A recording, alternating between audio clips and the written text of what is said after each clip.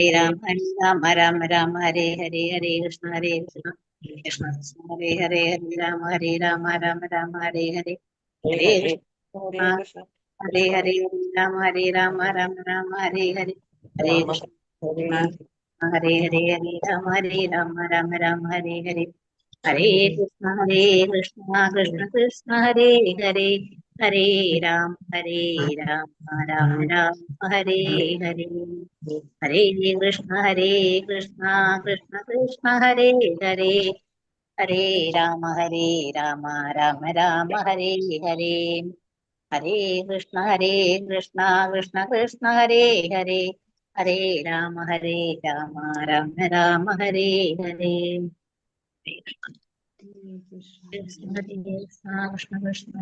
Hare Hare Rama ഹരേ കൃഷ്ണ മാതാജി, ഇന്ന് attendance ഇടണ്ടേ? Attendance വേണോ? ഇടണോ? അറ്റൻഡൻസിന്റെ ലിങ്ക് ഇല്ലല്ലോ ഒന്ന്. ഉണ്ടല്ലോ മാതാജി, ഇട്ടിട്ടുണ്ടല്ലോ. നീ റീസെൻഡ് ചെയ്തിടാം. ഒരു 5 മിനിറ്റ് കഴിഞ്ഞിട്ട് മാതാജി, ഒരു 5 മിനിറ്റ് കഴിഞ്ഞിട്ട് മതി. അപ്പൊ എല്ലാവരും ജോയിൻ ആവും. ഇല്ലെങ്കിൽ പിന്നെ മാതാജി രണ്ടാമത് റിപ്പീറ്റ് ചെയ്തുകൊണ്ടിരിക്കേണ്ടി വരും. ഓക്കെ പ്രഭുജി. കാരണം വെച്ച് കഴിഞ്ഞപ്പോ ഓരോരുത്തരും കയറുമ്പോ അവർക്ക് പഴയത് കിട്ടില്ലല്ലോ. അപ്പൊ ഒരു 5 മിനിറ്റ് കഴിഞ്ഞിട്ട് പ്രാർത്ഥന കഴിയുമ്പോഴേക്കും എല്ലാവരും അറ്റൻഡൻസ് ഇടാം നോക്കിയിട്ട്. ഹരേഷ്ണ.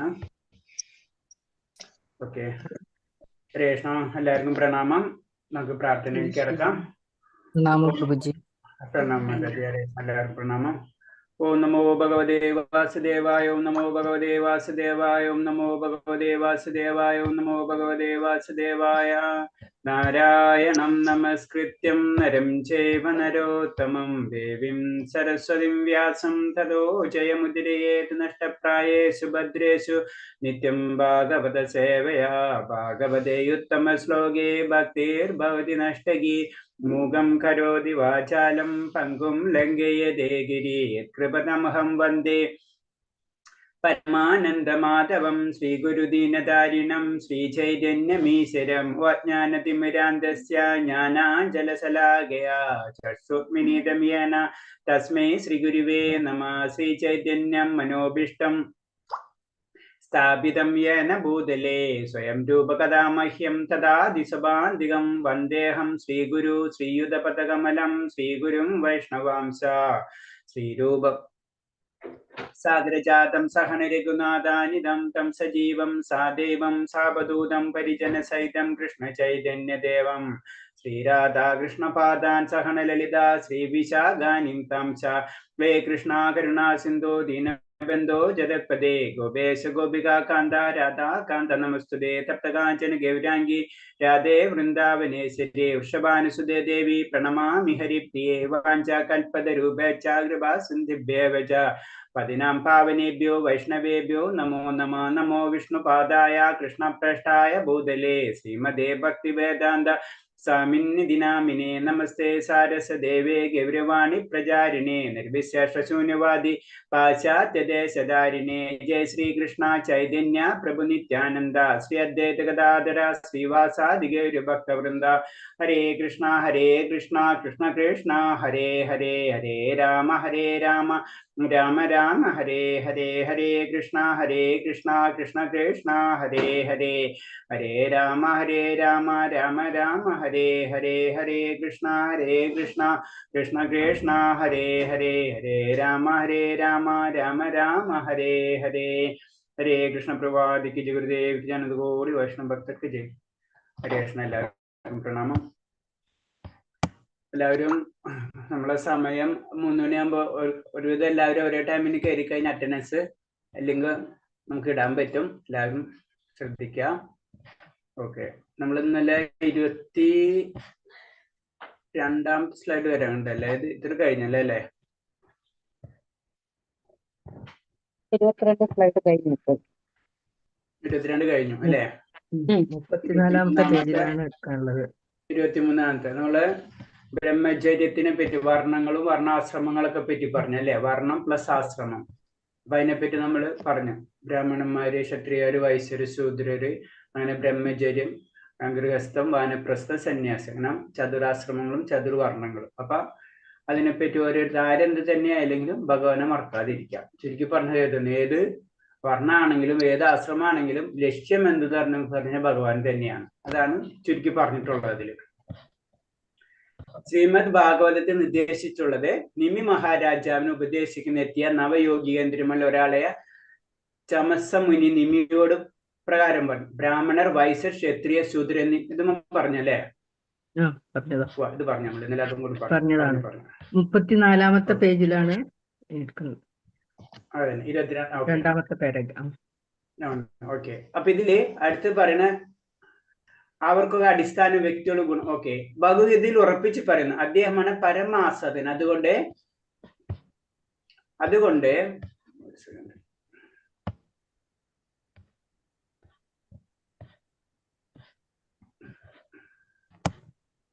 അപ്പൊ ഭഗവതിയിൽ പറഞ്ഞ അദ്ദേഹമാണ് പരമാസൻ. അതുകൊണ്ട് ബ്രാഹ്മണനായാലും ശൂദ്രനായാലും സ്വന്തം പ്രവൃത്തിയിലൂടെ പരമപുരുഷ ഭഗവാനെ തൃപ്തിപ്പെടുത്തേണ്ടതുണ്ട്. അപ്പൊ പറഞ്ഞു വരുന്നത് ഇത്രയോളം. നമ്മൾ ക്ഷത്രിയനായാലും വൈശ്യരാണെങ്കിലും ഏത് വർണ്ണങ്ങളാണെങ്കിലും ഭഗവാനെ ആസ്വദിപ്പിക്കുക, ഭഗവാനെ സന്തോഷിപ്പിക്കുക. അതാണ് എല്ലാവരും ധർമ്മം എന്ന് പറയുന്നത്. എല്ലാവരും സ്വധർമ്മം പ്രവർത്തിക്കണം. എന്നാൽ അതിന്റെ പൂർണ്ണത പരീക്ഷിക്കപ്പെടുന്നത് ഭഗവാൻ എത്രമാത്രം തൃപ്തികരമായി എന്നതിന്റെ അടിസ്ഥാനത്തിലാണ്.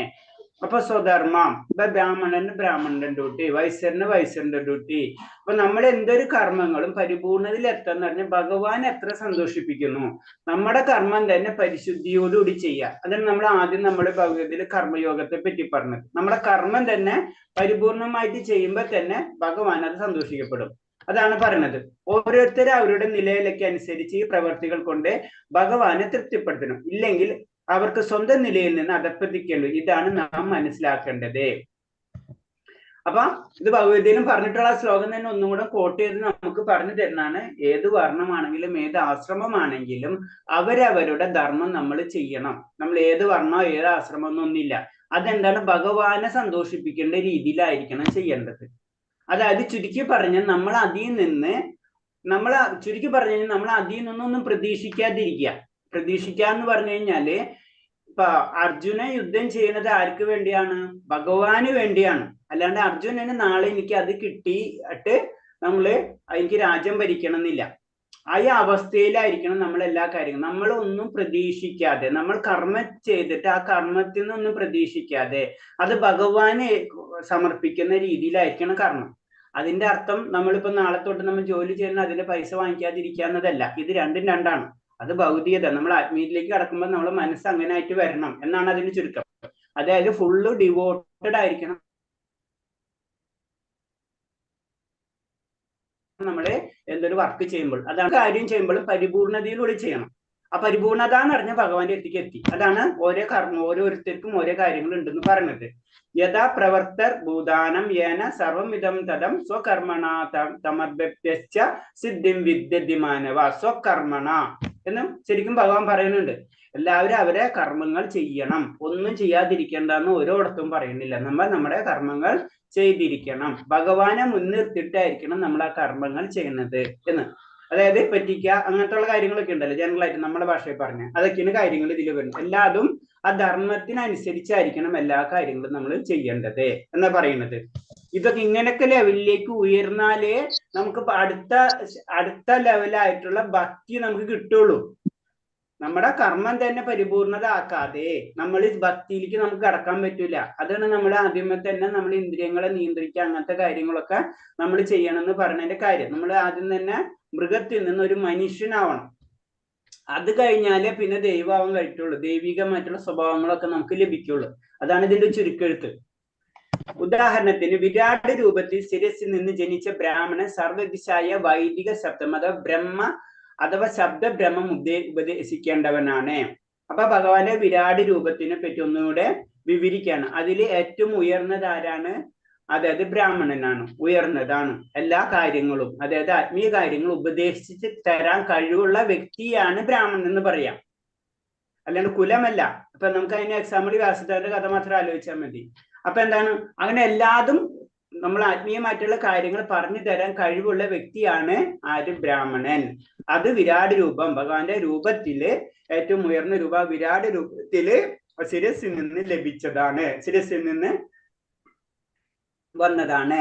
ഭഗവാന് വേണ്ടി ഭക്ഷണം കഴിക്കേണ്ടതും ബ്രാഹ്മണൻ തന്നെയാണ്. ബ്രാഹ്മണനിലൂടെയാണ് ഭഗവാൻ ഭക്ഷിക്കുന്നത്. ഇത് പറയണ എന്തിനെന്ന് വെച്ച് കഴിഞ്ഞാല് നമ്മൾ ബ്രാഹ്മണരെ സേവിച്ചിരിക്കണം. ബ്രാഹ്മണരാണ് നമുക്ക് ഒരു മീഡിയേറ്റർ പോലെ ഭഗവാന്റെ കാര്യങ്ങൾ നമുക്ക് പറഞ്ഞു തരുന്നത്. ആചാര്യൻ എന്താണ്, ഇപ്പൊ നമ്മൾ പഠിക്കുന്ന പോലെ ആചാര്യന്മാര് അവര് പല ഗ്രന്ഥങ്ങൾ പഠിച്ചിട്ട് നമുക്ക് പറഞ്ഞു തരുന്നു. അവർക്ക് വേറെ ഒരു കാര്യമില്ല. അതാണ് പറയുന്നത് ബ്രാഹ്മണരുടെ ധർമ്മം എന്ന് പറഞ്ഞു കഴിഞ്ഞാൽ ഗ്രന്ഥങ്ങൾ പഠിക്കുക, അത് സാധാരണക്കാർക്ക് പറഞ്ഞു കൊടുക്കുക. അപ്പൊ അതാണ് പറഞ്ഞത് ഭഗവാന് വേണ്ട ഭക്ഷണം. അപ്പൊ അവരെ സപ്പോർട്ട് ചെയ്യേണ്ടത് നമ്മളെ ഡ്യൂട്ടിയാണ് എന്നാണ് ഇതിൽ പറയുന്നത്. ഭഗവാന് വേണ്ടി ഭക്ഷണം കഴിക്കേണ്ടതും ബ്രാഹ്മണൻ തന്നെ. ബ്രാഹ്മണനിലൂടെയാണ് ഭഗവാൻ ഭക്ഷിക്കുന്നത് എന്ന് വേദങ്ങൾ ഘോഷിക്കുന്നു. ബ്രാഹ്മണൻ ഭഗവാന് വേണ്ടി വെറുതെ ഭക്ഷിച്ചാൽ മാത്രം പോരാ, ഭഗവാൻ വേണ്ടി ജനസമൂഹത്തിന് ഭഗവത്ഗീത വിജ്ഞാനം പകരുകയും വേണം. അപ്പൊ വെറുതെ ഞാൻ ബ്രാഹ്മണനെന്ന് പറഞ്ഞിട്ട് വെറുതെ ഭക്ഷിക്കുക എന്ന് വെച്ച് കഴിഞ്ഞാൽ അതിന്റെ അർത്ഥം ഭഗവാന് വേണ്ടി ഭക്ഷിക്കുക എന്നല്ല.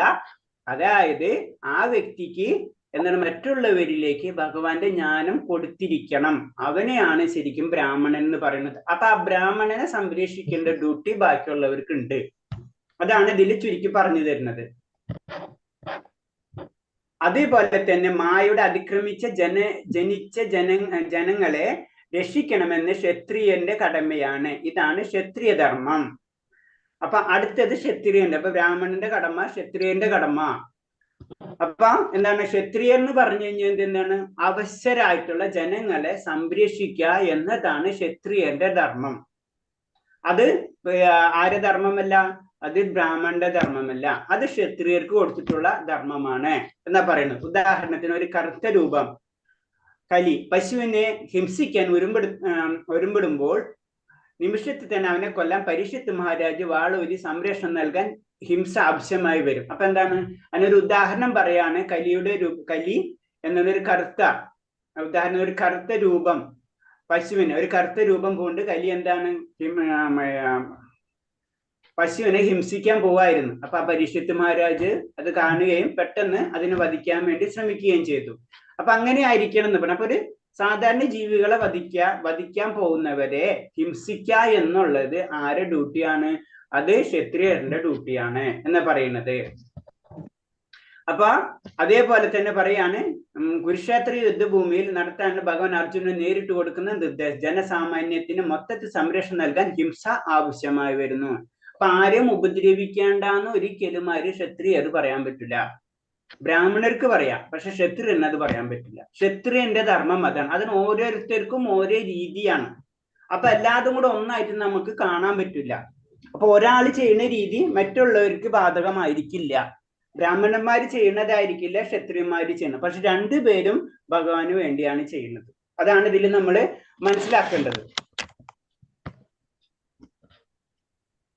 കാർഷിക വസ്തുക്കൾ ഉൽപാദനം, വിപണനം, വിതരണം എന്നിവയാണ് വൈശ്യന്റെ ധർമ്മം. ബ്രാഹ്മണ, ക്ഷത്രിയ, വൈശ്യർ എന്നീ 3 വർണ്ണങ്ങളുടെയും ബുദ്ധിശക്തി ഇല്ലാത്ത തൊഴിലാളി വിഭാഗമാണ് ശൂദ്രൻ. അതുകൊണ്ട് അധ്വാനം കൊണ്ട് മറ്റുള്ളവരെ സഹായിക്കലാണ് അവരുടെ ധർമ്മം.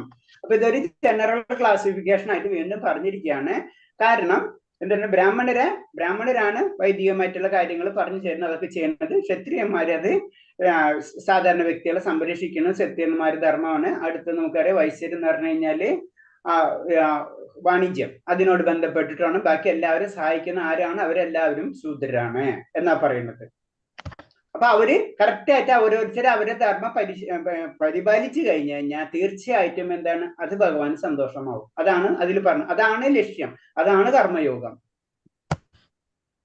ഈ 4 വർണ്ണം തമ്മിൽ പൂർണ്ണമായി സഹകരണം, അതിന്റെ ഫലം സമൂഹത്തിന് മൊത്തമായ ആത്മീയ പുരോഗതിയും ഉണ്ടായി. സഹകരണം ഇല്ലാതാകുമ്പോൾ സമൂഹം പതിക്കുകയും ഇപ്പോൾ കാലിയുഗത്തിന്റെ അവസ്ഥ ഇതാണ്. അപ്പൊ എന്താണ്, ഈ 4 വർണ്ണം അവരവരെ ഡ്യൂട്ടി ചെയ്യുമ്പോൾ, നമുക്കറിയാം ഒരു കാർ എടുത്തു കഴിഞ്ഞാൽ കാറിന്റെ ചക്രം അല്ലെ, അത് അതിന്റെ ഡ്യൂട്ടി ചെയ്യും. എഞ്ചിന്റെ ഡ്യൂട്ടി ചെയ്യും. അപ്പോഴാണ് കാർ ചലിക്കുന്നത്. എന്നതുപോലെ ആയിരിക്കണം ഈ 4 വർണ്ണങ്ങളും ചെയ്യേണ്ടതെന്നാ പറയുന്നത്. അഥവാ അത് ചെയ്തിട്ടില്ലെങ്കിൽ ഇപ്പൊ നടക്കുന്ന പോലെ കലിയുഗത്തിന്റെ അവസ്ഥയാണ് ഇപ്പൊ നടക്കുന്നത്. സഹകരണം ഇല്ലാതാവുമ്പോൾ എന്താണ്, സമൂഹം അധപ്പതിച്ചിരിക്കും. ഓരോരുത്തർ ഇത് എന്റെ ഡ്യൂട്ടിയിൽ അവന്റെ ഡ്യൂട്ടിയാണ്, ആര് ഡ്യൂട്ടി ആർക്കെന്ന് മനസ്സിലാകാത്ത ഒരവസ്ഥ. മനുഷ്യ സമൂഹത്തിൽ ഒട്ടാകെ ഉചിതമായ രീതിയിൽ നിലനിർത്താനാണ് കൃഷ്ണബോധം പ്രസ്ഥാനം ലക്ഷ്യമിട്ടിരിക്കുന്നത്. പ്രസ്ഥാനം എല്ലാവർക്കും സന്തോഷവും സൗഖ്യവും അരുളുന്നു. കൃഷ്ണ പുരോഗമനം ആനന്ദകരവുമാണ്. അപ്പൊ എന്താണ്, മനുഷ്യ സമൂഹത്തിന് ഒട്ടാകെ ഉചിതമായ രീതിയിൽ. അപ്പൊ കൃഷ്ണബോധം എന്തിനാണ്? ഇത് നമ്മളെ കൊണ്ട് മനസ്സിലാക്കിപ്പിക്കാനാണ് സത്യം പറഞ്ഞു കഴിഞ്ഞാല്. കാരണം ഇപ്പൊ പറഞ്ഞെന്ന് വെച്ച് കഴിഞ്ഞാൽ എല്ലാവർക്കും സന്തോഷം കിട്ടണം. ചുരുക്കി നമുക്ക് എല്ലാവർക്കും വേണ്ട സന്തോഷമാണ്. അപ്പൊ സന്തോഷത്തിന് വേണ്ടി നമ്മൾ എന്ത് ചെയ്യണം? അതാണ് ശരിക്കും കൃഷ്ണബോധം ലക്ഷ്യമിടുന്നത് എന്ന് പറയുന്നത്. അപ്പൊ എന്താണ്, ഉചിതമായ രീതിയിൽ. അപ്പൊ ഓരോ വർണ്ണത്തിനും ഇപ്പൊ വർണ്ണവും ഇല്ല, ആശ്രമവും ഇല്ല, ഒന്നും ഇല്ലാത്ത അവസ്ഥയാണ്. അത് കാരണം കൊണ്ട് നമ്മൾ ഫസ്റ്റ് നമുക്ക് ഒന്നും അറിയാത്ത കാര്യം കൊണ്ട് ആദ്യം ഭഗവാനെ നമ്മൾ വിളിക്കുന്നു മാത്രമേ ഉള്ളൂ. പിന്നെ നമുക്ക് കാര്യങ്ങൾ മനസ്സിലായി തുടങ്ങും. പിന്നെ നമ്മൾ അതിനനുസരിച്ച് പ്രവർത്തിക്കാൻ തുടങ്ങും. അതാണ് പറയുന്നത്. അപ്പൊ ആ പ്രസ്ഥാനം എല്ലാവർക്കും സന്തോഷവും സൗഖ്യവും അരുളുന്നു. കൃഷ്ണ പുരോഗമനം ആനന്ദകരവുമാണ്. മനുഷ്യവർഗത്തിന്റെ സാമൂഹ്യവും ആത്മീയമായ അനുശാസനങ്ങൾ പിന്തുടരുന്നതിലൂടെ ഭഗവാനെ തൃപ്തിപ്പെടുത്താൻ കഴിയുമെന്ന് ഭഗവാൻ ഉദ്ധവരോട് പറയുന്നുണ്ട്. അപ്പൊ എന്താണ് നമ്മൾ ചെയ്യേണ്ടത്? ആത്മീയമായിട്ടുള്ള സാമൂഹ്യവും ആത്മീയമായ അനുശാസനങ്ങൾ പിന്തുടരണം. അങ്ങനെ ചെയ്താൽ മാത്രമേ എല്ലാവർക്കും സന്തോഷം ലഭിക്കുള്ളൂ. ഈ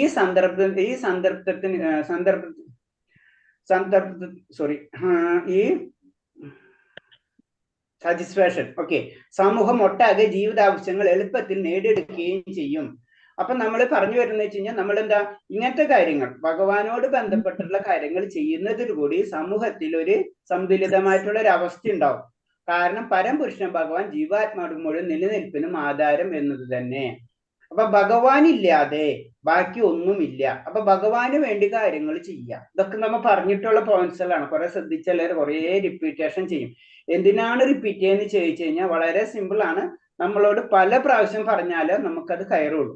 അതാണ് ആചാര്യന്മാര് പല കാര്യങ്ങൾ അല്ലെങ്കിൽ ഒറ്റയടിക്ക് ഇത് പറയാ, നമുക്ക് ഭഗവാനെ മാത്രം ആശ്രയിച്ചാൽ മതി എന്ന് പറഞ്ഞു കഴിഞ്ഞാൽ എല്ലാതും ഫിനിഷാണ്. പക്ഷെ എന്താണ്, അതിൽ ഓരോ പോയിന്റ്സുകളും റിപ്പീറ്റ് ചെയ്ത് നമ്മളെ കൊണ്ട് പറഞ്ഞു തരണമെന്ന് വെച്ച് കഴിഞ്ഞാൽ അത്രയും നമ്മൾ ഉള്ളിലേക്ക് പതിക്കാൻ വേണ്ടിയാണ്. പരംപുരുഷനായ ഭഗവാനാണ് ജീവാത്മാക്കൾ മുഴുവൻ നിലനിൽപ്പിനും ആധാരം എന്ന് തന്നെ. അത് നമുക്കറിയാം. മമവംശ ജീവലോക ജീവഭൂത സനാതന അല്ലെ. എല്ലാത്തിന്റെ നിലനിൽപ്പിന്റെ കാരണം ഭഗവാനാണ്. കാരണം ഭഗവാന്റെ അംശങ്ങളാണ് നമ്മളെല്ലാതും. അപ്പൊ ഭഗവാൻ ഇല്ലെങ്കിൽ നമ്മളില്ല. ആ ചിന്ത എപ്പോഴും നമ്മളിൽ ഉണ്ടായിരിക്കണം. സമൂഹം മുഴുവൻ അതിന്റെ ധർമ്മങ്ങൾ പുലർത്തുകയും കൃഷ്ണബോധത്തിൽ ജീവിതം തുടരുകയും ചെയ്താൽ അതിലെ അംഗങ്ങളെല്ലാം സമാധാനം സന്തോഷവും കൈവരും എന്ന കാര്യത്തിൽ സംശയമില്ല. ഒന്നിനും ഒരു കുറവുമില്ലാത്ത അവസ്ഥ ഈ ലോകം മുഴുവനും വൈകുണ്ഠമായി തീരും. അപ്പൊ വീണ്ടും പറയാണ്. കാരണം എന്ന് വെച്ച് കഴിഞ്ഞാല് നമ്മുടെ ഓരോരുത്തരുടെ ധർമ്മങ്ങൾ നമ്മൾ കറക്റ്റായിട്ട് ചെയ്യുകയാണെങ്കിൽ തീർച്ചയായിട്ടും എന്താണ്, ഈ സമൂഹം സന്തോഷവും സമാധാനവും കൈവരും. ഒരു കുറവും ഇല്ലാത്ത അവസ്ഥ ഈ ലോകം മുഴുവനും വൈകുണ്ഠമായി തീരും. കുണ്ഠിതം ദുഃഖമില്ലാത്ത ഒരവസ്ഥയിലേക്ക് വരും.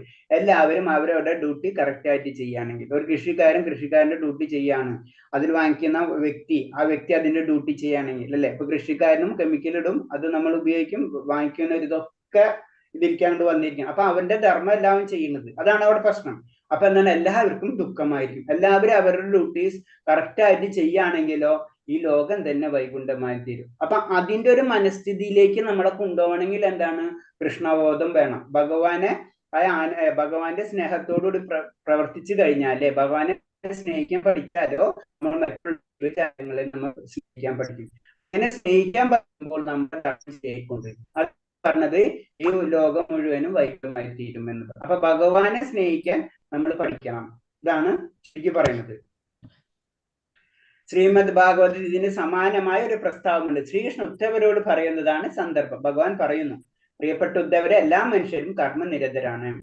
അപ്പൊ ഭഗവാൻ ഉദ്ധവരോട് പറയാണ്, എല്ലാവരും എന്തെങ്കിലുമൊക്കെ ചെയ്തുകൊണ്ടിരിക്കും. ആരും ഒന്നും ചെയ്യാതിരിക്കാൻ പറ്റില്ല. ഈ ലോകം തന്നെ ചലിക്കുന്നതാണ്. ചലിക്കാത്ത ഒരു വസ്തുവും ഈ ലോകത്തിലില്ല. അതാണ് പറയണത്.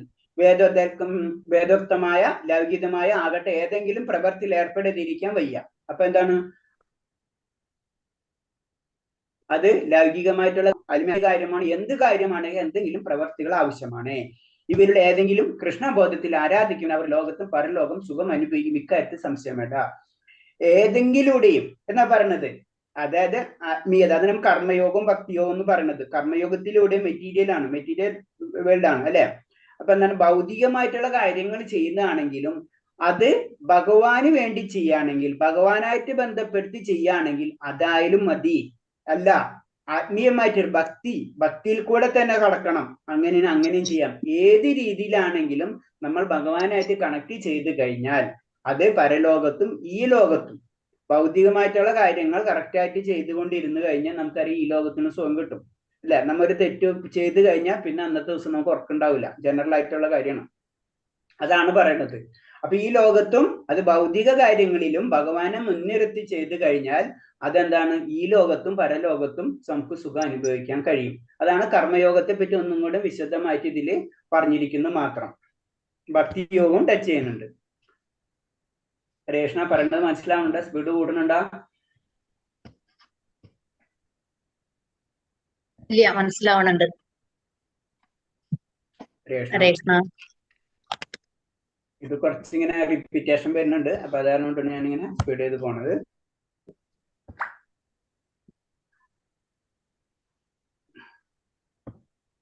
രമേഷ് പ്രഭു, രേഷ്ണ. ഹരേ കൃഷ്ണ പ്രഭുജി. മനസ്സിലാവണ്ട? മനസ്സിലാവുന്നുണ്ട്. എല്ലാതും വരുമ്പോ ഒരു മസാലപ്പരിവ് ആവുന്നുണ്ടാ? ഇല്ലല്ല. ഒരേ മാതിരി ടച്ച് ചെയ്തിട്ട് തന്നെയാണ് പോണത്. ചിലത് ചെയ്യും. ചിലപ്പോ നോക്കുമ്പോ എല്ലാതും ഒരേപോലെ തോന്നും. അല്ലെ? ഭഗവാനെ പോലെ തന്നെ അല്ലേ? ഒന്നാണെന്ന് തോന്നും. ചിലപ്പോ പലതായിട്ട് തോന്നും. അല്ലേ? ഓക്കെ. അപ്പൊ ഇപ്രകാരം ബ്രാഹ്മണ ബ്രാഹ്മണ,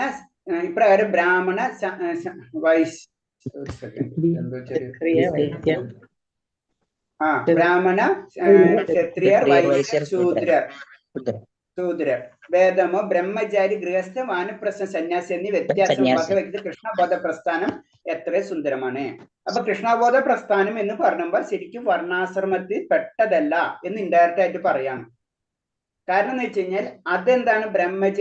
ബ്രാഹ്മണരായാലും ക്ഷത്രിയരും അവർക്ക് അവരുടെ ധർമ്മം ഒന്നുണ്ട്. ഇതിൽ വരുമ്പോൾ എന്താണ്?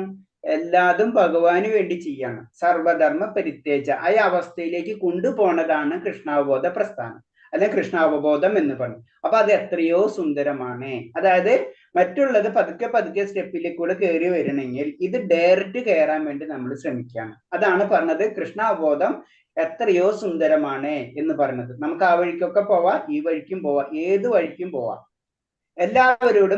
എല്ലാവരും അവരുടെ തൊഴിൽ ഏർപ്പെട്ട് ജീവിക്കട്ടെ. ഒപ്പം കൃഷ്ണബോധത്തോട് പ്രവർത്തിച്ചുകൊണ്ട് ഫലങ്ങൾ ഭഗവാൻ അർപ്പിച്ചുകൊണ്ട് കൃഷ്ണൻ ആരാധിക്കുകയും ചെയ്യട്ടെ. എല്ലാ സ്ഥിതിഗതികളെയും അത് ക്രമവൽക്കരിച്ചു കൊള്ളും. അപ്പൊ ചുരുക്കി പറഞ്ഞത് തന്നെയാണ്. നമുക്കറിയാം നമ്മൾ എന്താണ് ഈ കലിയുഗത്തിലാണ് ജീവിക്കുന്നറിയാം. ഇനി നമുക്ക് പെട്ടെന്ന് എന്തായാലും നമ്മൾ കലിയുഗത്തിലാണ്. നമ്മുടെ ചുറ്റുപാടുള്ള തെറ്റ് ശരിയുണ്ട് എന്തൊക്കെ പറഞ്ഞാലും നമ്മൾ ജയിലിലാണ്. ഇനി അതിന് ഓപ്ഷൻസ് ഇല്ല. നമ്മൾ ഇന്നലത്തെ സത്യയുഗത്തിന്റെ കാര്യമോ അല്ലെങ്കിൽ ദ്വാപരയുഗത്തിന്റെ കാര്യം പറയാന്നല്ല, അത് അന്ന് ഉണ്ടായിരുന്നില്ല. പക്ഷെ ഇന്ന് എന്തായാലും നമ്മൾ ഇവിടെയാണ്. അപ്പൊ ഈ ലോകത്ത് നിന്നുകൊണ്ട് തന്നെ നമുക്ക് രക്ഷപ്പെടണം. അന്ന് അങ്ങനെ ആയിരുന്നു, ഇന്നലെ എങ്ങനെ ആയിരുന്നു എന്ന് പറഞ്ഞിട്ട് കാര്യമില്ല. എന്നാലും ഈ കലിയുഗത്തിലാണ് നമ്മളെ ചുറ്റുപാടും അങ്ങനെയാണ്. അപ്പൊ അതിന് പറഞ്ഞു തന്നെ ഏറ്റവും വലിയ ഷോർട്ട് കട്ട് പോലെ പറഞ്ഞു തരുന്നത് നമ്മൾ ചെയ്യുന്ന കാര്യങ്ങൾ, തൊഴിൽ, നമുക്ക് ഭൗതികമായിട്ടുള്ള കാര്യം നമുക്ക് വേണം, അങ്ങനത്തെ കാര്യങ്ങൾ നമ്മൾ ചെയ്തു പോവാ. കൂടാതെ അതിൽ കൂടെ നമ്മൾ ചെയ്യേണ്ട ഒരേ ഒരു കാര്യം എന്ന് പറഞ്ഞത് അത് ഭഗവാന് സമർപ്പിക്കേണ്ട രീതിയിൽ കാര്യങ്ങൾ ചെയ്യാം. ആ ധർമ്മത്തിനും ഭഗവാന്റെ നാമജപത്തിനും ഒക്കെ കൂടുതൽ ഇമ്പോർട്ടൻസ് കൊടുക്കാം. അതാണ് നമുക്കിപ്പോ ചെയ്യാൻ പറ്റുള്ളൂ. അല്ലാണ്ട് നമുക്ക് ഇപ്പൊ സത്യയുഗം ഇങ്ങോട്ട് കൊണ്ടുവരാനോ സത്യയുഗത്തിലെ പോലെ ജീവിക്കാനോ തപസ് ചെയ്യാനോ ഇതിനുള്ള കഴിവും കാര്യങ്ങളും അതിനുള്ള ഓർമ്മശക്തികളും ഒന്നുമില്ല. ആ സത്യം നമ്മൾ മനസ്സിലാക്കാം. അപ്പൊ ആ സത്യം മനസ്സിലാക്കി ഈ യുഗത്തില് ഈ സമയത്ത് നമുക്ക് എന്ത് ചെയ്യാൻ പറ്റും അത് നമ്മൾ ചെയ്യാം. അതാണ് ഏറ്റവും എളുപ്പമായിട്ട് പറഞ്ഞത്. നമ്മളെ തൊഴിലുകളും കാര്യങ്ങളൊക്കെ ഉണ്ടെങ്കിൽ അത് നമ്മൾ ചെയ്തു പോവാം, ഒരു വിഷമമില്ല. പക്ഷെ എന്താണ്? ഭഗവാന്റെ കാര്യങ്ങൾ കൂടുതൽ ചെയ്യാൻ പരിശ്രമിക്കാം, ഭഗവാനിൽ മുൻനിർത്തിയിട്ട് കാര്യങ്ങൾ ചെയ്യാം. അപ്പൊ അത് ഓട്ടോമാറ്റിക് ആയിട്ട് ഭഗവാനെ മുൻനിർത്തി ഭഗവാന്റെ കാര്യങ്ങൾ ചെയ്യുമ്പോൾ നമ്മുടെ ജീവിതം തന്നെ പതുക്കെ സെറ്റായി തുടങ്ങും. അതാണ് പ്രത്യേകത.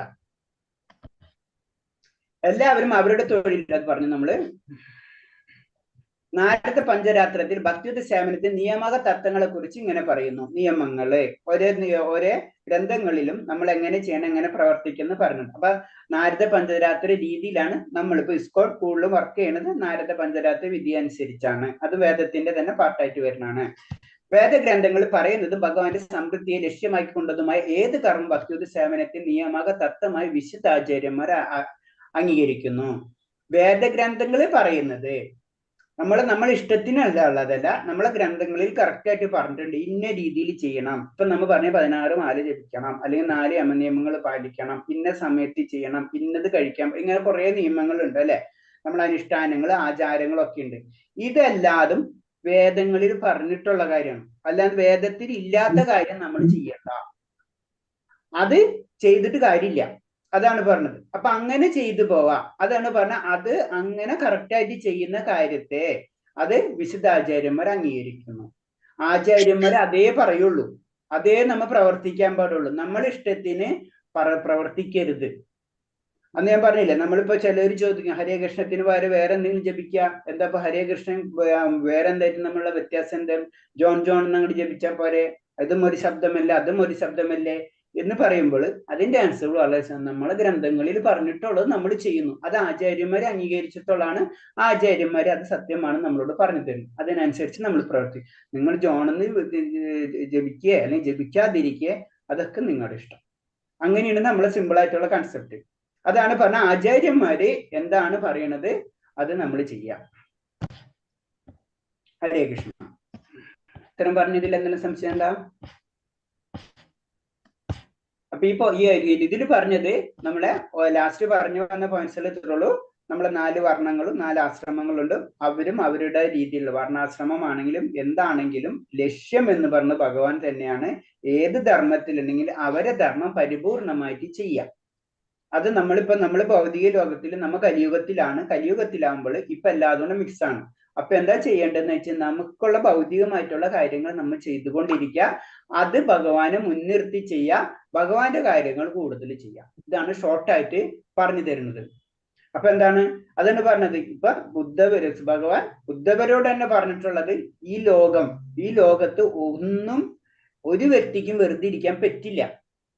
എന്തെങ്കിലും ഒന്ന് ആത്മീയമായിട്ട് കാര്യങ്ങളിലേക്ക് മുഴുകിയിട്ടുണ്ടാവും, അല്ലെങ്കിൽ ലൗകികമായിട്ടുള്ള കാര്യങ്ങളിലേക്ക് മുഴുകിയിട്ടുണ്ടാവും.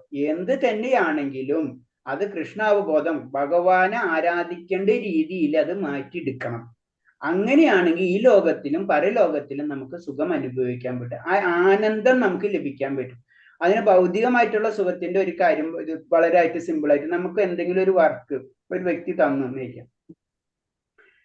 ഇപ്പൊ നമ്മള് അത് പരിപൂർണമാവുമ്പോൾ നമുക്കൊരു സന്തോഷം കിട്ടും. അത് പൈസക്ക് മാത്രമല്ല. ചില വർക്കുകൾ ചിലവർ ചെയ്യുമ്പോൾ ഇപ്പൊ ഒരു ആശേരി കൂട്ടൊരു ആശേരി ഒരു മേശ ഉണ്ടാക്കാൻ കൊടുത്തു. അത് മേശ ഉണ്ടാക്കിക്കൊണ്ടിരിക്കുന്നു. മേശ ഉണ്ടാക്കി കഴിഞ്ഞാൽ പൈസ കിട്ടും. പക്ഷെ എന്താണ്, ആ മേശ ഉണ്ടാക്കി കഴിയുമ്പോൾ അവനൊരു സന്തോഷം കിട്ടും. പറഞ്ഞിട്ടിട്ടില്ല അങ്ങനെ? ജോബ് സാറ്റിസ്ഫാക്ഷൻ എന്ന് നമ്മൾ ജനറൽ ഭാഷയിൽ പറയും. മനസ്സിലായി? അപ്പൊ ഒരു തരത്തിൽ അത് കർമ്മയോഗം തന്നെയാണ്. അതാണ് ലക്ഷ്യം. അപ്പൊ നമ്മൾ ചെയ്യുന്ന വർക്ക് അത് നമുക്ക് വേണ്ടിയല്ല, നമുക്കൊരു ആനന്ദത്തിന് വേണ്ടിയാണ് നമ്മൾ അത് ചെയ്യുന്നത്. അതാണ് ഭൗതികം. അത് എവിടേക്ക് തിരിക്കണം? അത് ഭഗവാനിലേക്ക് തിരിക്കണം. അവിടെ എത്തുമ്പോഴാണ് നമുക്ക് ഈ ലോകത്തും പരലോകത്തിനും സുഖം അനുഭവിക്കാൻ കഴിയുന്നത് എന്ന് പറയുന്നത്. ഹരേ കൃഷ്ണ. ക്ലിയർ ആയ?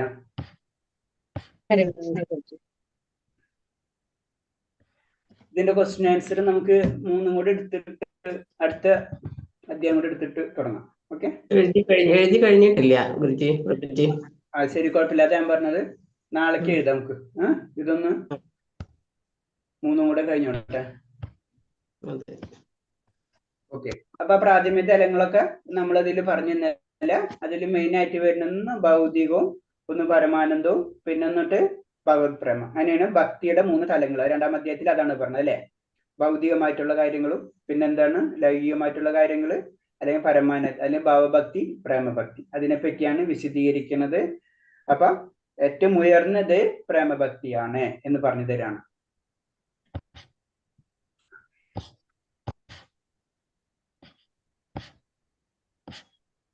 പ്രഭുജി, നാരദ പഞ്ചരാത്രത്തെ പറഞ്ഞ ഒന്നുകൂടെ പറയുമോ? നാരദ പഞ്ചരാത്രത്തിൽ നമ്മൾ നിയമങ്ങൾ എന്ന് പറയുന്നില്ലേ, വേദങ്ങളിൽ പല കാര്യങ്ങളും പറയണില്ലേ. അപ്പൊ അതാണ് നാരദ പഞ്ചരാത്രം എന്ന് പറഞ്ഞിട്ടുള്ള ഒരു ഗ്രന്ഥമുണ്ട്. അപ്പൊ അതിൽ പല കാര്യങ്ങളും അത് വേദത്തിനോട് ബന്ധപ്പെട്ടുള്ള പല സാഹിത്യങ്ങൾ, വേദ സാഹിത്യങ്ങളിൽ വരുന്ന ഒരു കാര്യമാണ്. അപ്പൊ അത് കൂടുതൽ കാര്യങ്ങളും അതിൽ നിന്ന് എടുത്തിട്ടുണ്ട്, പല കാര്യങ്ങളും നമ്മൾ ചെയ്യുന്നത്. അപ്പൊ അതാണ് അത് ഉള്ളതിനെ പറ്റി പറഞ്ഞത്. അതാണ് പഞ്ചരാത്രം എന്ന് പറഞ്ഞൊരു സാഹിത്യം എന്ന് കൂട്ടിയാൽ മതി, വേദ സാഹിത്യം എന്ന് മനസ്സിലാക്കിയാൽ മതി. അത് സാഹിത്യാണല്ലേ? സാഹിത്യാണല്ലേ?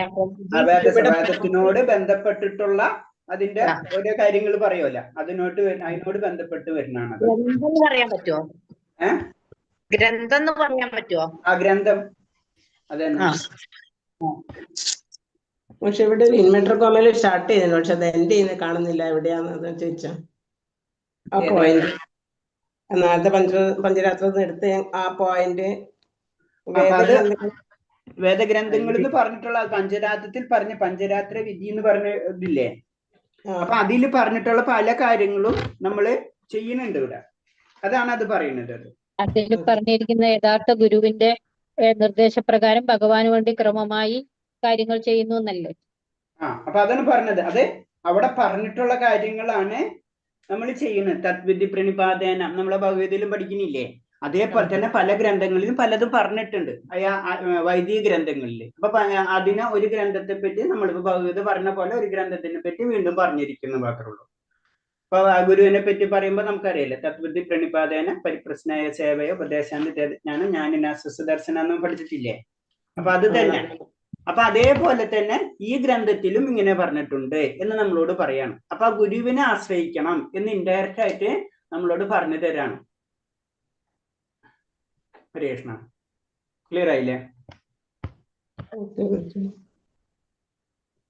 ഓക്കെ. ഇനി അടുത്ത അധ്യായം എന്ന് പറഞ്ഞത് ഭക്തിയുദ്ധ സേവനം കൈക്കൊള്ളാൻ അർത്ഥിക്കുന്നവന്റെ യോഗ്യത. അതായത് നമ്മൾ പറയില്ലേ, നമ്മള് ഒരു LKG അഡ്മിഷൻ എടുക്കുമ്പോൾ അറ്റ്ലീസ്റ്റ് 5 വയസ്സെങ്കിലും 5 വയസ്സെങ്കിലും ആയിരിക്കും എന്ന് പറഞ്ഞ പോലെ തന്നെ ഇത് നമുക്ക് ഭക്തിയുദ്ധ സേവനങ്ങൾ ചെയ്യുന്നതിന് നമുക്ക് കുറച്ച് യോഗ്യത വേണം. നമ്മൾ പറഞ്ഞില്ല, ആദ്യം തന്നെ മൃഗീയമായിട്ടുള്ള സ്വഭാവത്തിൽ നിന്ന് മനുഷ്യന്റെ സ്വഭാവത്തിലെങ്കിലും നമ്മൾ കടക്കണം. അത് കഴിഞ്ഞിട്ട് അടുത്തത് ദൈവിക ഗുണങ്ങളിലേക്ക് കടക്കണത്.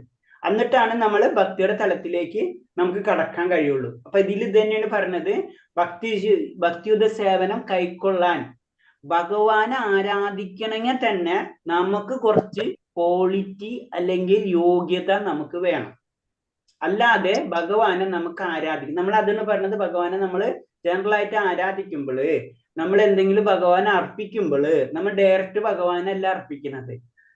നമ്മുടെ ഗുരുവിനോട് പറഞ്ഞ് ഗുരുവിന്റെ ഗുരു ഇങ്ങനെയാണ് പോണത്. അതിന് അത്രയും കൂടെ നമുക്ക് അതില്ല, ഒരു പവർ ഇല്ല. ഭഗവാൻ അത്ര പരിശുദ്ധിയാണ്. നമുക്ക് അങ്ങനെ പ്രൈം മിനിസ്റ്റർ എടുത്ത് നമുക്ക് ഡയറക്റ്റ് അങ്ങ് കയറി ചെല്ലാൻ പറ്റില്ല അല്ലെ? നമ്മളിങ്ങനെ പതുക്കെ പല സ്റ്റെപ്പിൽ കൂടിയാണ് കയറുന്നത്. എന്നിട്ട് പറഞ്ഞ പോലെ നമ്മ കുറെ യോഗ്യത നമ്മൾ ആർജിച്ചിരിക്കണം, എന്നാലേ പരിപൂർണമായിട്ടുള്ള ഭക്തിയുദ്ധ സേവനം നമുക്ക് ചെയ്യാൻ പറ്റുള്ളൂ. അതിന് ഇനീഷ്യൽ സ്റ്റെപ്പുകളാണ് നമ്മൾ എല്ലാവരും ചെയ്തുകൊണ്ടിരിക്കുന്നത്. ഫസ്റ്റ് സ്റ്റെപ്പ് ചെറിയ കുട്ടികളെ നമ്മൾ പറയുമ്പോൾ ABCD പഠിപ്പിക്കുന്ന പോലെ തന്നെ നമ്മൾ ചെയ്യുന്നത് ഭഗവാൻ നേരിട്ടല്ല എന്നർത്ഥല്ലേ? ഭഗവാന് നമ്മൾ നേരിട്ട് നമുക്ക് ഭഗവാൻ ഏറ്റെടുക്കില്ല. അത്ര വലിയ പരിശുദ്ധ ഭക്തന്മാരായിട്ടില്ല നമ്മൾ. അങ്ങനെ പരിശുദ്ധ ഭക്തന്മാരൊക്കെ ആവുമ്പോൾ നമ്മൾ എടുക്കും. ഭഗവാൻ എല്ലാം അത് എടുക്കും. അതിന് ഭഗവാൻ പത്രം പുഷ്പം ഫലം തോയ യോമി ഭക്തി പ്രയച്ഛതി എന്ന് പറയുന്നുണ്ട്. അപ്പൊ ഭക്തി പരിപൂർണമായിട്ടുണ്ടെങ്കിൽ ഭഗവാൻ എടുക്കും. അവിടെ ഒരു ക്ലോസ് ഉണ്ട്. അല്ലെങ്കിൽ നമ്മ എല്ലാം കൊടുക്കണ ഭഗവാൻ എടുക്കില്ല. നമ്മൾ ചെല്ലുന്ന നാമം തന്നെ ഭഗവാൻ എടുക്കണില്ല. നമ്മൾ അങ്ങനത്തെ നാമം ചെല്ലുമ്പോൾ നമ്മുടെ നാവിൽ ഭഗവാനും രാധാറാണിയും വന്ന് നൃത്തമാടുന്ന പറയുന്നത് മനസ്സിലായി. അപ്പൊ ആ ലെവലിലേക്കൊക്കെ ഉയരണം. അപ്പൊ ആ ലെവലിലേക്ക് ഉയരാത്ത പറ്റിടത്തോളം കാലം നമ്മൾ എന്താണ്, അതാണ് നമ്മളെല്ലാവരും ഭക്തി പ്രാക്ടീസ് ചെയ്യണമെന്ന് പറഞ്ഞതിന്റെ കാര്യം. പക്ഷെ ഈ ഭക്തി പ്രാക്ടീസ് ചെയ്യുന്നതിനും കുറച്ച് നമുക്ക് ഭാഗ്യം വേണം. അതാണ് പറയുന്നത്, പരിശുദ്ധ ഭക്തന്മാരും ആയുള്ള സത്സംഗവും കൃഷ്ണബോധത്തിലേക്കുള്ള ആകർഷണത്വവും മഹാഭാഗ്യത്തിന്റെ ചിഹ്നമാണ്. നമുക്കൊരു മഹാഭാഗ്യം ഉള്ളത് കൊണ്ടാണ് നമുക്ക് എന്താണ് ഭഗവാനിലുള്ള ആകർഷണം ഉള്ളത് തന്നെ.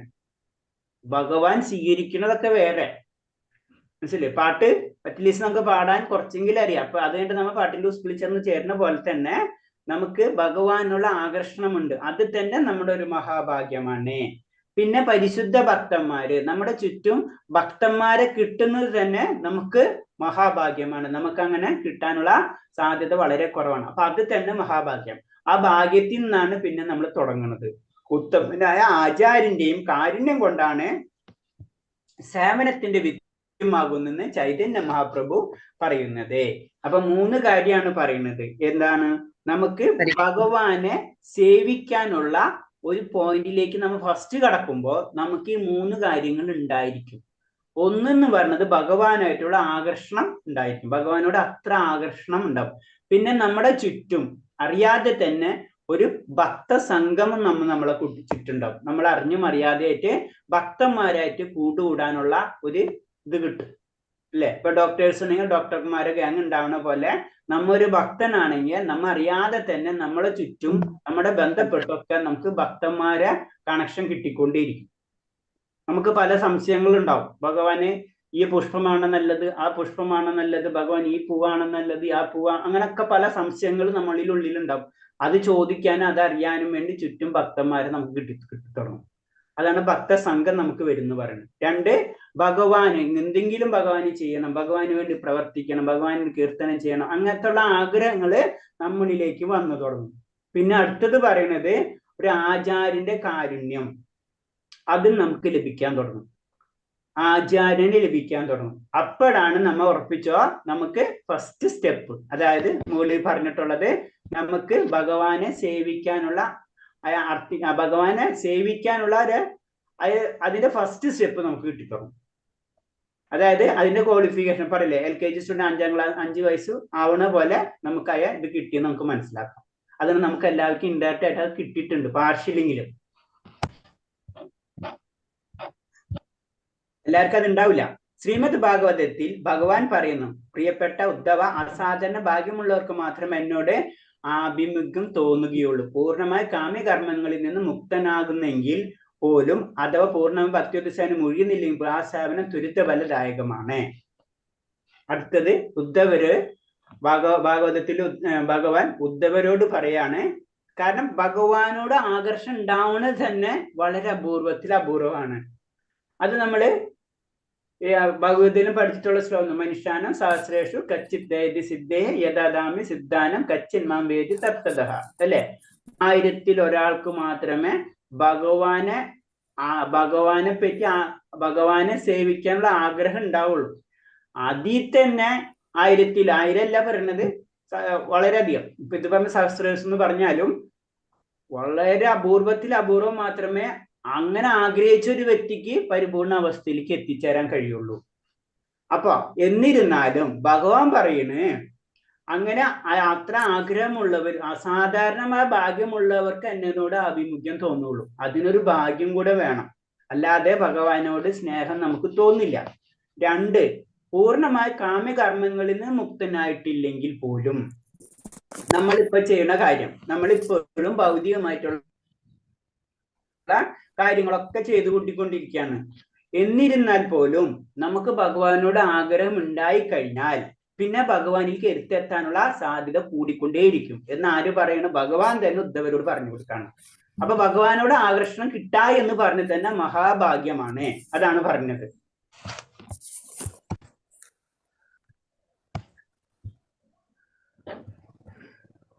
സെക്കൻഡ് മാതാജി ഒന്ന് മ്യൂട്ട് ചെയ്തോ ആരോ.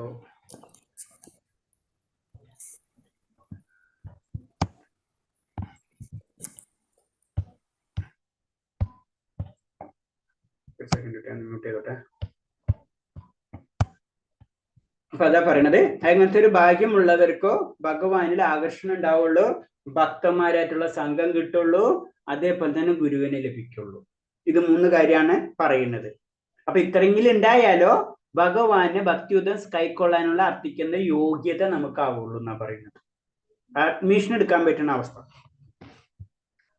പിന്നെ അടുത്തതെന്ന് പറയുന്നത് കുറച്ച് എല്ലാവരും ടൈമിന് കയറാൻ നോക്കാം, 3 ആകുമ്പോഴേക്കും.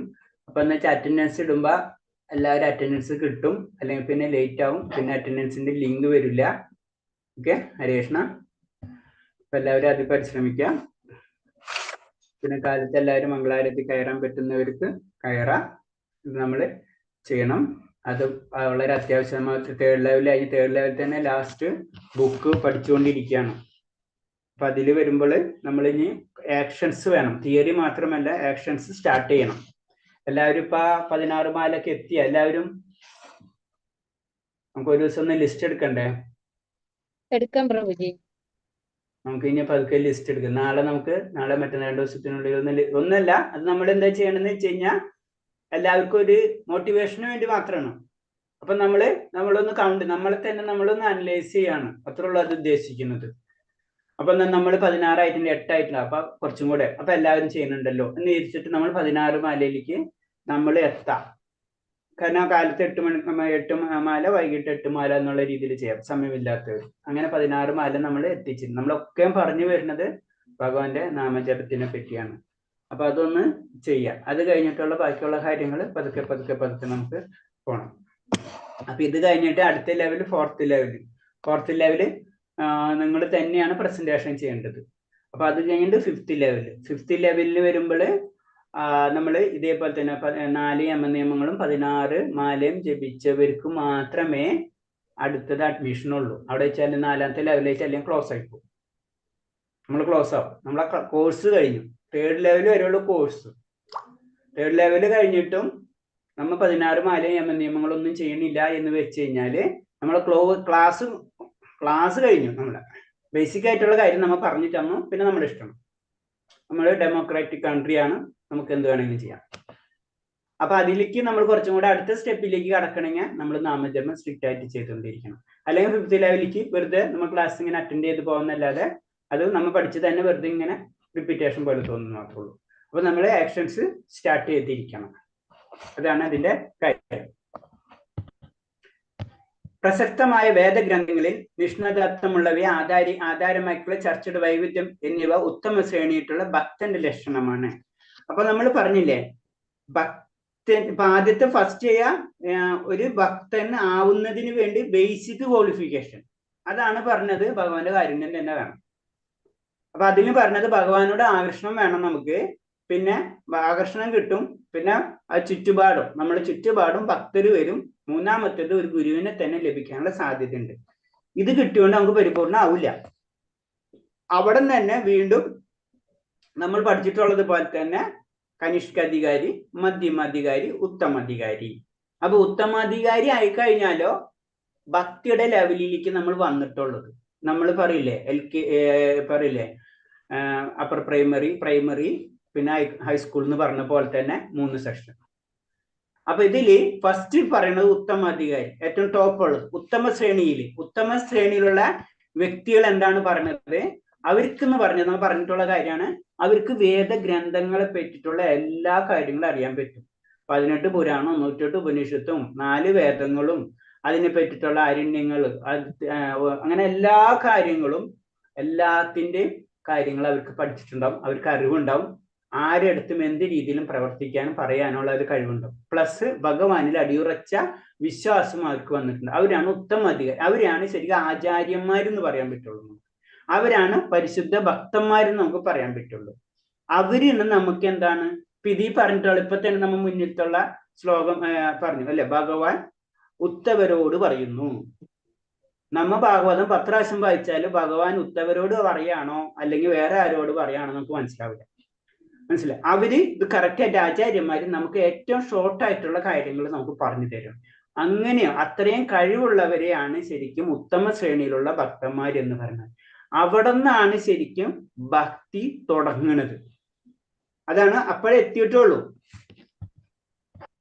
തികഞ്ഞ വിവേചന ബുദ്ധിയോടെ നിഗമനങ്ങൾ അവതരിക്കാനുള്ള സാമർഥ്യം അയാൾക്കുണ്ടായിരിക്കും. ഭക്തിയുടെ സേവനത്തിന് നിയതമായ മാർഗങ്ങൾ ആവിഷ്കരിക്കാൻ അയാൾക്ക് കഴിവുണ്ട്. അപ്പൊ അവർക്ക് ആ ഉയർന്ന ലെവലിൽ എത്തിക്കഴിഞ്ഞവർക്ക് ഏതാ ശരി ഏതാണ് തെറ്റ്, ഏത് വ്യക്തിക്ക് എന്ത് കൊടുക്കണം എന്ന് അറിയാൻ പറ്റും. നമുക്ക് 4 പ്രാവശ്യമാണ് ജപിക്കേണ്ടത്, 5 പ്രാവശ്യമാണ് ജപിക്കേണ്ടത്, ഈ മന്ത്രമാണ് ജപിക്കേണ്ടത്, ആ മന്ത്രമാണ് ജപിക്കേണ്ടതെന്ന് അവർക്ക് പറയാൻ പറ്റും. അതായത് ടീച്ചർ LKG സ്റ്റുഡൻസിന് ക്ലാസ് എടുക്കുന്ന പോലെ.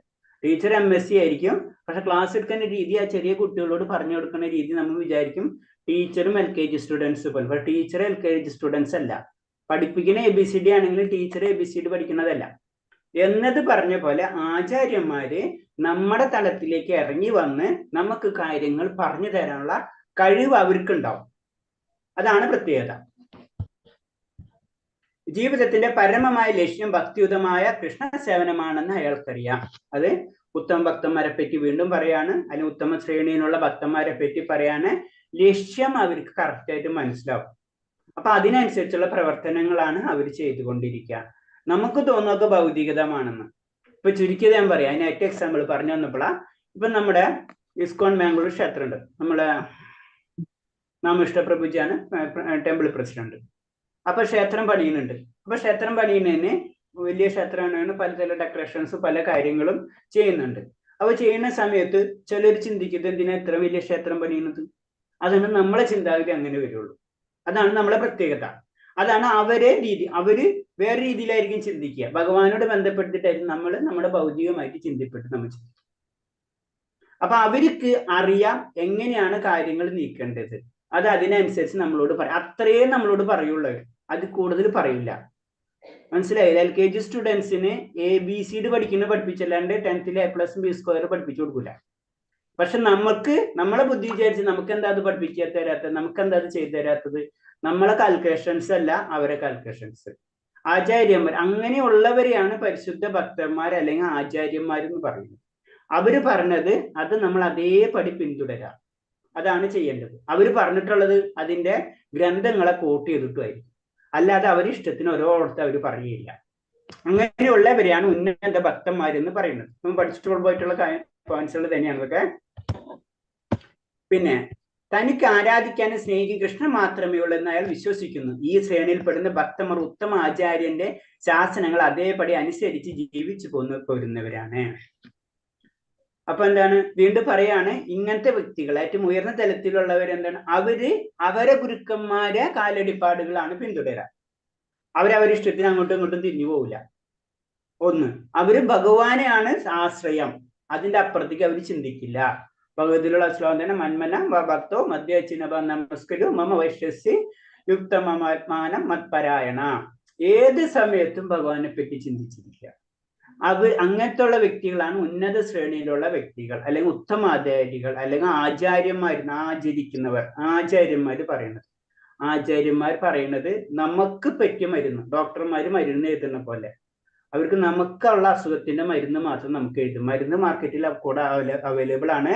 നമ്മളെന്താ അസുഖം, ആ അസുഖത്തിന്റെ മരുന്ന് മാത്രം അവർ എഴുതി തരാം എന്നത് പറഞ്ഞപ്പോഴാണ് ആചാര്യന്മാർ നമുക്ക് ഓരോ കാര്യങ്ങൾ പറഞ്ഞു തരുന്നത്.